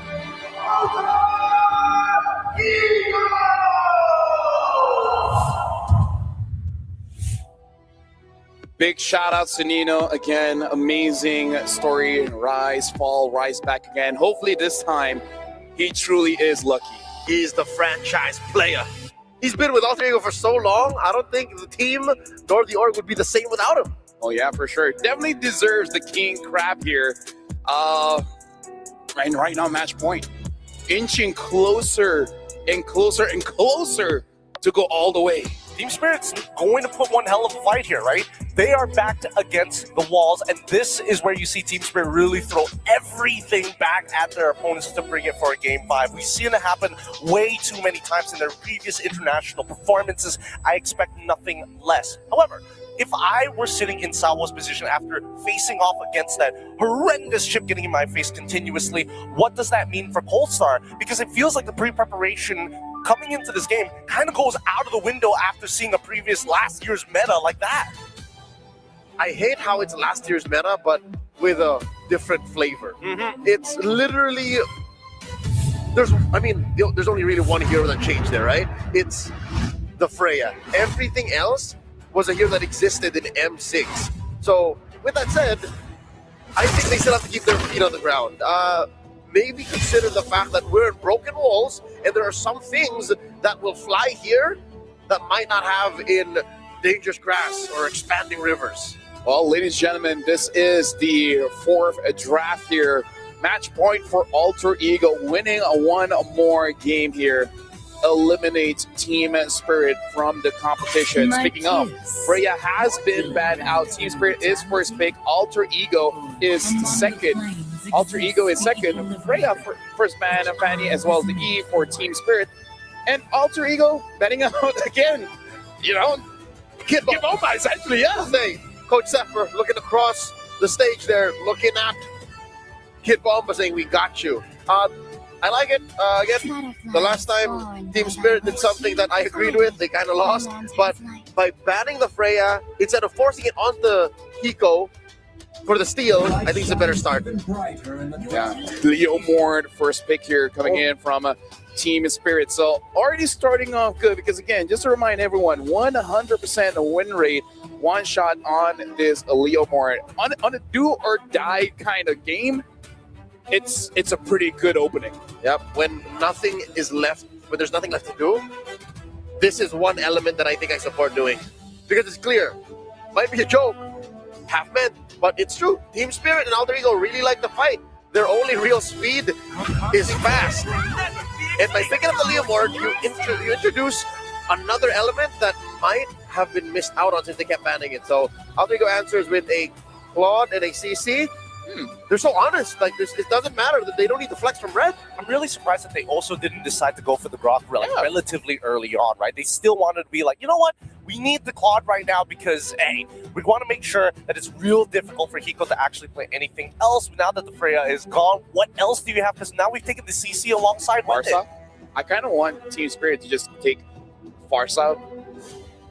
I don't know if there's any Sao here that he really wants right now, like the Cho. If not, just take the Grok. Yeah, Farsa. CC is very interesting early pick coming in from Alter Ego. I mean, they're really targeting down on Hiko, and it's a good thing that Polestar recognizes, right? Recognize this. He gets Hiko a hero to play. He's also got a side laner already set up for them as we start going back over to AE. At this point, now it's a compromised position of, oh, we tried to deny Hiko. He still ended up getting something to play. Now we have to avert our attention elsewhere. This is the most honest it has been so far, and I guess we got to go back to our previous conversation where they kind of just have to be honest, just say like, yes, we want to fight, you know what I'm doing, you know what I know, what we know, so let's stop the games, let's just fight. Even what they're not allowing becomes clear.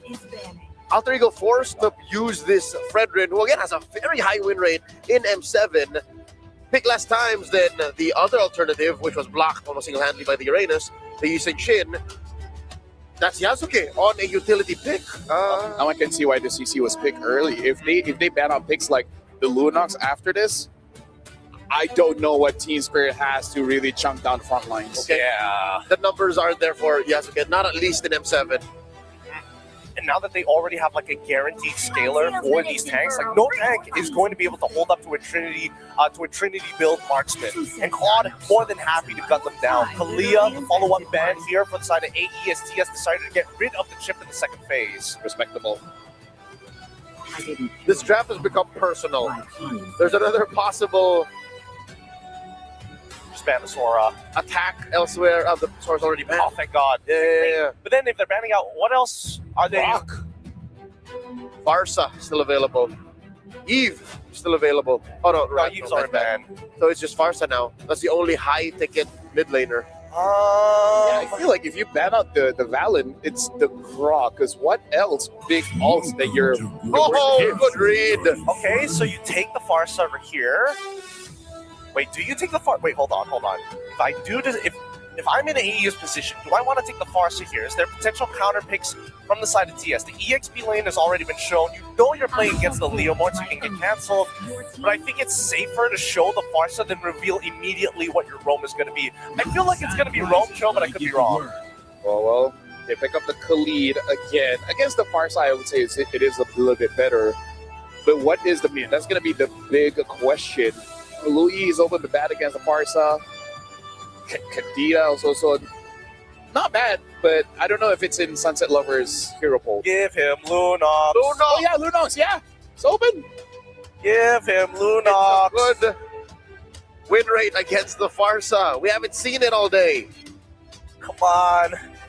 Come on. Do or die. Don't overthink this. I mean, they could go for Lilia if they want like a better answer to specific Fredrin, but Ziltian as well. Util all the way. They're really doubling down on both Hiko alongside One Shot. So they're looking at One Shot being that mid-game power spike, and then in the late game, it's all on Hiko.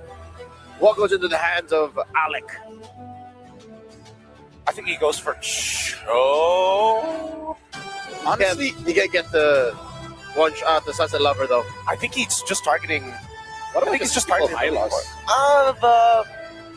Because I think they're going to have a hard time to kill Hylos, too. You know what? You're actually right. Wait, hold on. Do they care about mid-prio? Hold on. Because they can still go for like things like Hilda. Hilda as well. Oh, man, this is real interesting.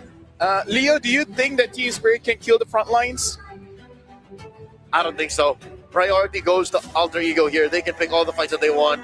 It's a better ramp up to the scaling that the Claude needs. I agree, but I also need to see the laning phase, because if somebody makes a mistake in the laning phase, that completely compromises what AE wants to do. Yeah, I'm just worried because AE is actually not that good. They've only been lucky so far. So we got to see, because I think they just, coins in their favor when it comes to the first 3 games. The early game is good, but now we got to throw it over to the casters just to see how's the early game looking like. And finally, Team Spirit win an early game. Thank you so much to our panelists, and we are going to find out whether or not things are going to go well in as early as the laning phase, which I believe will be one of the main questions in the early game. Welcome to potentially the last game of this series. But before anything, I feel like one of my biggest questions would be, how are we feeling about Kid Bomba being on a Uranus once again? I mean, it's definitely a good spot for him. It does lack the crowd control we like to see in him, but still it's an amazing pick. He uses this hero just like some of the other best who have been able to use it. He's able to get to the back line. He's able to disrupt. His target is going to be Hijume. His target is going to be Arfi. But after that, it does become a little bit hard. But look at the damage already on Asawo in the mid side. This is extremely a battle for who controls mid. Both teams with tanky junglers. Obviously, one shot's a little bit more aggressive, but even then, a Fredrin can pack a punch in the early game. I don't think we've gotten to see the Fredrin Leomord matchup just yet. The other day, instead of the Fredrin, the Akai was pulled out to beat the Leomord. So I'm excited to see how this works out. But both teams, mids, lots of range, quick moving roamers, tanky junglers. I mean, all over the map. It's a very interesting matchup back and forth. And so far, I'm really liking how Alter Ego are dealing with this. They know how a Zetian could really pressure the mid lane and take over in terms of mid prio. So we see how Alec, even just taking out the passive, they're putting in so much work just to make it happen, but still doesn't stop the Team Spirit from managing it pretty well nonetheless. But you're on the EXP lane though. Oh, good snatch away by Yazuke there. Takes away the XP grab from Kid Bomba, but in the mid lane, Hijume is getting chunked. Yeah, actually, even the gold lane, I think, is pretty much Alter Ego favoring so far. Oh, okay, great poke. Yeah, but now with Turtle up, no Feathered Airstrike to help out. Alter Ego are going to need all hands on deck if they want to try to fight for it. And with a Leomord and a Fredrin, I feel like both teams are going to want to try to fight for this. Slowly positioning themselves here. Kid Bomba, even though he's been half HP for a while now, he's immediately able to get it back. That's a Phantom Steed already, though. Yep, you want to go in onto Alec now. The all-in onto it. They have enough damage now with Bomba as well. Flickering over on Alec.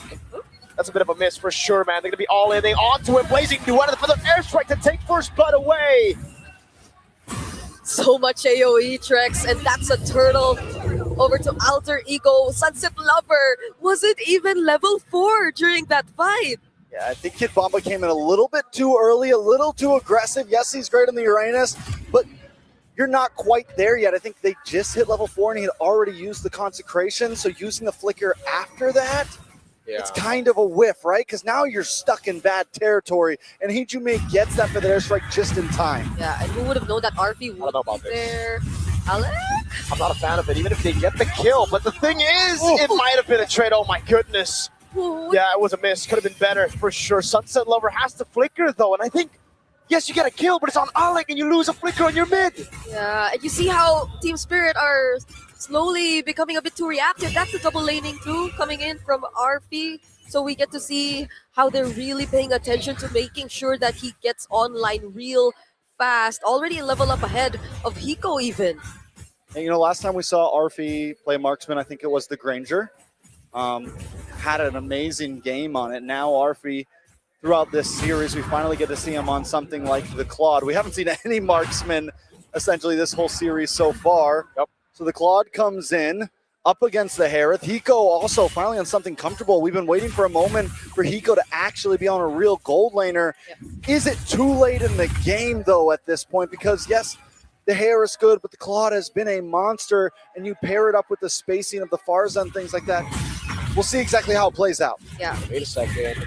Kind of see him coming down. Yasuki was able to lock him down earlier. One shot goes on to Nino. Oh, big pop on one shot with the curtain call as well. Sawo was a bit late to rotate. And now he's going to be caught stunned up. Alec on him. It's a check around from Yazuke. Nino gets away, and now Bomba might have to use the flicker. He's taunted up now. It's Sunset Lover to help him out, and he gets away. But again, it's 2 members fallen. Yeah. Going back to what Trex mentioned about Hiko, he definitely needs to step up here. He needs to have that damage. It'll only come from him. Oh my goodness! Wow. He did a lot of damage with the Hell of Fury of the Phoenix, but I think Bomba might be cooked, and yes, he is. Yazuke, the second kill for him. Once again, commits without the consecration. He does get the kill. It's a trade for trade. But at that point, with the turtle going in the hands of Alter Ego, still feels like a win for them. And Kid Bomba's the one who really... Oh my lord! Nukes on Sunset Lover. That's where you see it. The lack of damage from Team Spirit. Their inability to just reach the backlines as freely as they want to. Not even with Sawo and the Flicker Raging Sandstorms. Because I feel like he has to use it reactively to prevent Alter Ego and the front lines from moving any further. Oh, similar to that. Grand Theft Orange? Grand Theft Orange. It's just too tough. You see how defensive they're using all their resources. And it's always Alec forcing out these reactions when in fact he could just always get out safely whenever he wanted to. So at this point, Alter Ego Esports, I mean, they have a lead. They have a strong lead, and all the kills are going into the right pockets right now. Arfi now, Sawo, flicker in, through the healing!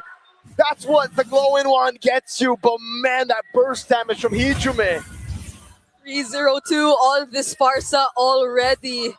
You can feel even the damage of the lethal ignition. Now we're taking a quick look at the item builds. So far, everything's looking really well for Alter Ego. Low and one, man. You know, I really don't, I still don't know how I feel about them continuously putting Sawo on this Khalid. Yeah. Like, I get the idea, yeah, it's a counter to Heat, or this or that, but wait a second, Kid Bomba should be able to get away from this. Should. Oh my God. Get away from this. Consecration does pop. But like I said, when you pick up the Leomord, one of the greatest combos with it that we saw was Hilda, right? You get a little bit more stun, you get a little bit of slowdown, whatever you want to call it, but you get some helpful lockdown, and Khalid's just not providing that right now. And I think it's one of the major things delaying. Oh my God. Another knockup onto Hiko, he passes the Monforce with Blazing Duet, goes through it for the Phoenix. Locks him down for a bit, but Sawo's going to be very low. Alec looking to chase again is Nino and Hijume!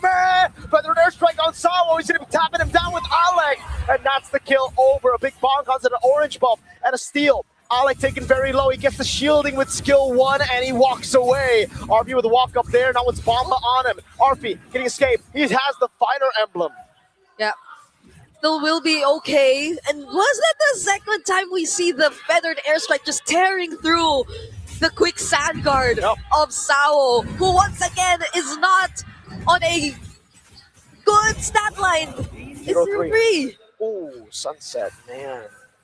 All right, so I liked, a couple games ago, you said, Mirko, that Alter Ego, after losing game 1, it's like, oh, you guys like to go for these brawly compositions. You guys want to fight. You want to throw hands. You want to get scrappy.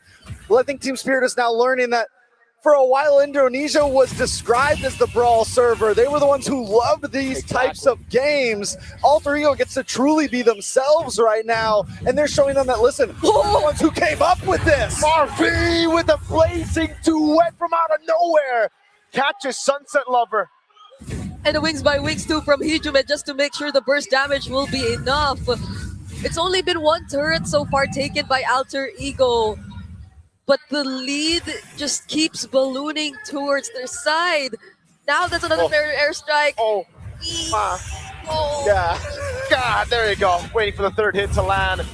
It's full lockdown onto Bomba with the hell of a lockup as well. Kid Bomba disintegrated by Nino, Arfi, Hijume, Yasuki. Now on Sawo, get the topic bonk. Oh, almost a fadeaway. Sawo gets away with the Raging Sandstorm. Yeah, look at what one shot.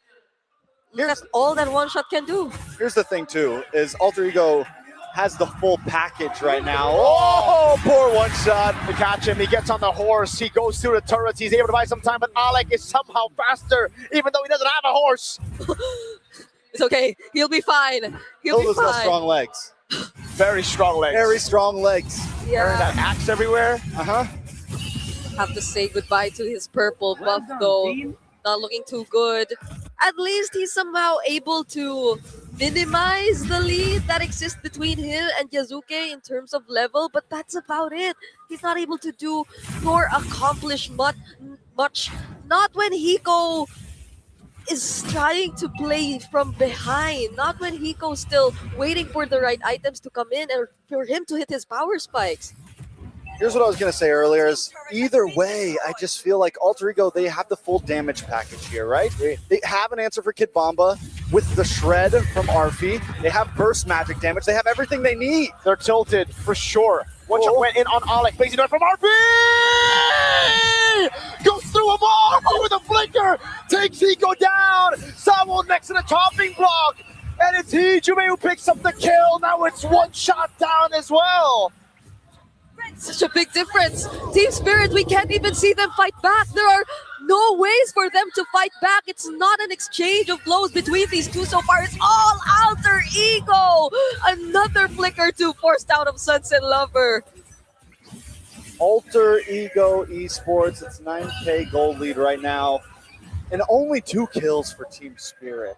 Is this a wrap at this point? I'm trying to think of the ways for Team Spirit, right? I'm looking at the items.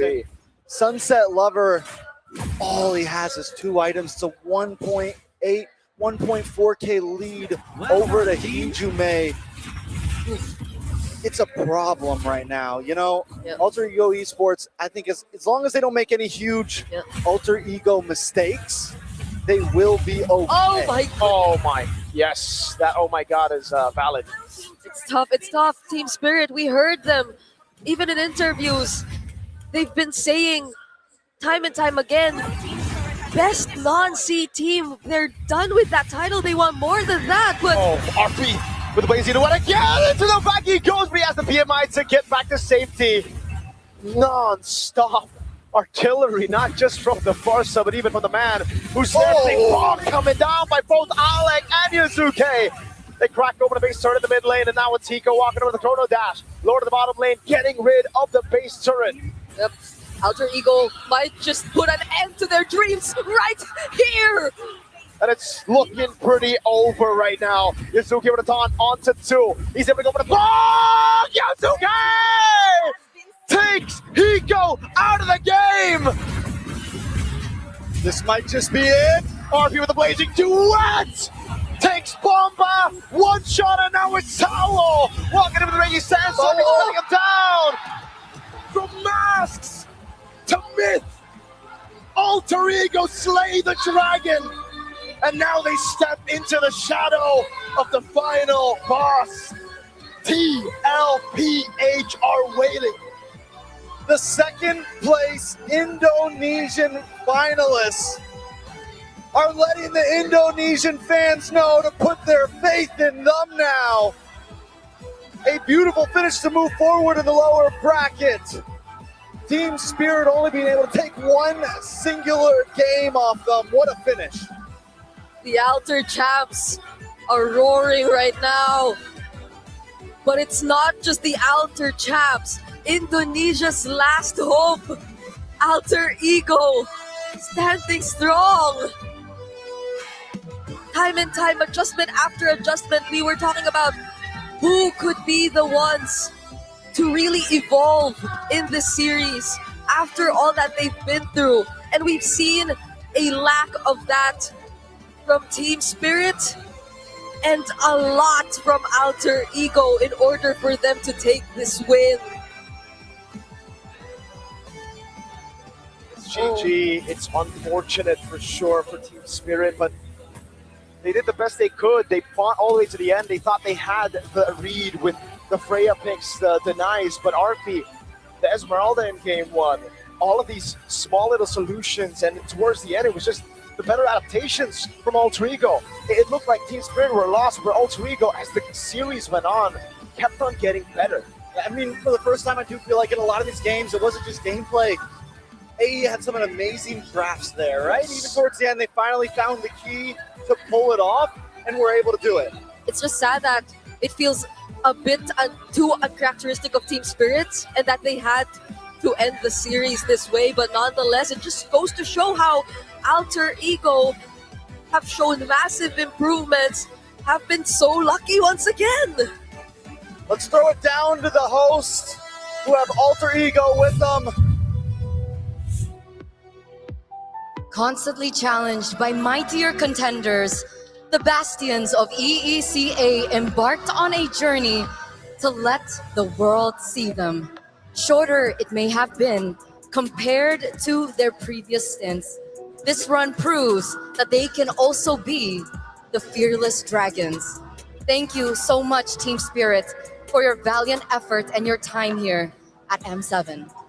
And now, Indonesia's last hope, Alter Ego Esports!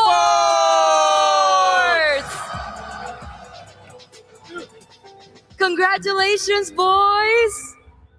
Makasih. Makasih. Gimana? Oh my God. Congratulations, Nino. This will be your second time playing in an arena packed with Alter Champs. The first time, unfortunately, you weren't lucky enough, but this time you are. How does it feel to have this victory with them? Apa rasanya pertama kali main di sini dengan arena penuh dengan Alter Champs? Pertama kali gagal, tapi kali ini berhasil. Apa rasanya, Nino? Waktu berhasil rasanya merinding banget sih. Kayak setiap kill, setiap mati, setiap perang, setiap objektif, mereka teriak itu merinding banget sih. Merinding ya? Merinding banget. Nino said that he was getting goosebumps in the venue every time there was a kill, every time there was an objective take. He felt the goosebumps because he could feel the energy from the entire arena. I can only imagine because they play in the home crowd and every scream, everything, it just make them goosebumps. So Yasuke, with this win, you get to continue fighting for the World Championship title representing Indonesia. How do you handle this pressure, especially you are a rookie?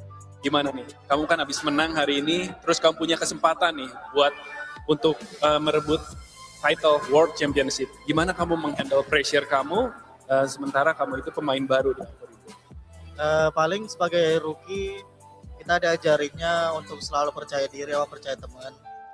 Jadi gak bakal ada pressure apapun kalau kita percaya sama teman kita sendiri. Okay, Yasuke said because he are working as a team, so no need to be have a pressure, just need to believe to the friends and be confident. Boleh follow up question ya? We're gonna ask a follow up question there. Yasuke, still on Yasuke. Who taught you that? Siapa yang paling support Yasuke di tim? Di tim? Yes. Kalau bisa, sebenarnya semuanya sih. Cuman yang paling support sudah pasti Coach Shepard. Oh, okay, so the coach, number one supporter for that mindset that you were able to have here right now, is Coach Zephyr. All right, okay, so now we're gonna go to Nino once again. Nino, you won today, but tomorrow you will be facing a Titan. Besok kamu akan lanjut ketemu final boss M7 ya. Apa rasanya? How do you feel about that matchup? Perasaannya yang pasti seneng banget karena dapat kesempatan buat lawan XP yang paling jago juga kan di dunia kan. Jadi kayak nggak mau nyanyain kesempatan ini, yang pasti aku main sama tim bakal lebih baik dibanding yang sebelumnya aja sih. Terus mereka kemarin ngalahin Onyx juga kan, ya kita bisa dibilang lumayan agak kesel juga karena partner kita juga kan Onyx. Okay. Cuman ya balik lagi kita eksekusinya aja sih nanti. Dan seneng banget sih sebenarnya ketemu sama Sanford. Okay, so Nino said that he's very excited to meet Sanford because he considered Sanford to be the world's best. So he's very excited about that, to meet the very best. And he also mentioned that he was a little bit upset with TLPH because they were the ones to knock out Onyx, which are their brother in arms, they would say, here at M7. But all in all, he's excited to meet Sanford. Now, boys, gotta ask, did you guys see Oheb's post? Did you see the content with Oheb? Essentially, in that content, he said that Onyx sounds like trash. Dia bilang kalau misalkan Onyx itu kayak sampah. Apa tanggapannya Nino? What's your thoughts on that? Itu menurut aku gimana ya, kaget sih. Mereka ngomong kayak gitu tuh kaget karena ya aku ngeliat sendiri Onyx itu perjuangannya kerja keras banget kan. Terutama ya di turnamen sebelumnya juga dia udah kerja keras. Cuman bedanya dia lagi unlucky aja kali ya. Lagi nggak hoki aja di match kemarin. Jadi ya mereka harus nerima kekalahannya aja sih. Cuman kalau misalkan dibilang iya, Enggak sih. Aku sendiri enggak, karena mereka emang benar-benar tim kuat aja. Okay. Nino said as his thoughts on that content that was created, he thought that Onyx has been through so much. They worked really hard. They tried very hard. It wasn't that they weren't good enough, but maybe the preparation was just not as great. But in the moment, he does not think that Onyx is trash. Because I believe all the player in here, all the team must be want to show their best because they representing their country, right? So Yasuke, how about you? Are you feeling lucky going up against Team Liquid and Carl TZ, the GOAT himself? Jadi gimana nih, merasa beruntung nggak besok bisa berhadapan sama Team Liquid? Menurutku kita sebenarnya cukup beruntung sih. Ketemunya sekarang ya. Jadi nanti kita kasih lihat kekuatan kita segimananya. Salah satunya pasti akan pulang kan. Kalau sampai sih gue nggak mau sampai tim gue pulang. Okay, so Yasuke said we will prove it. Who will be going home tomorrow? For sure, he said it's not alter ego. Okay, it's not alter ego. So with that in mind, Nino, do you have a final message to the alter champs who are cheering right now up until this point for you guys? Ada pesan nggak untuk alter champs yang sekarang masih mendukung Nino dan juga teman-teman di alter ego? Sebenarnya salut sih sama mereka sih, karena aku yakin kita juga di sini nggak bakal kayak gini gitu tanpa mereka. Mereka tetap support full, mereka tetap support dari atas sampai bawah, dari bawah sampai atas. Mereka solid parah. Mereka rela beli tiket, mereka rela buat dukung alter ego, buat buka suara. Tapi rasa capek dia semoga kita bayar aja sih. Itu yang bikin aku salut sama mereka aja sih. Agak merinding emang sebenarnya. Nino's getting goosebumps once again. He feels honored that the alter champs came all the way here when they're at the bottom, when they're at their top. They were able to buy tickets just to support Alter Ego, and the only thing that he wishes is that he can repay everything that the Alter Champs has done for him and his team. Because I believe also when they playing in the home crowd, it will be like extra boost for them, like buff for them to play better. Absolutely. And thank you so much once again. Congratulations and good luck for your next match. And now we will throw it to our panel.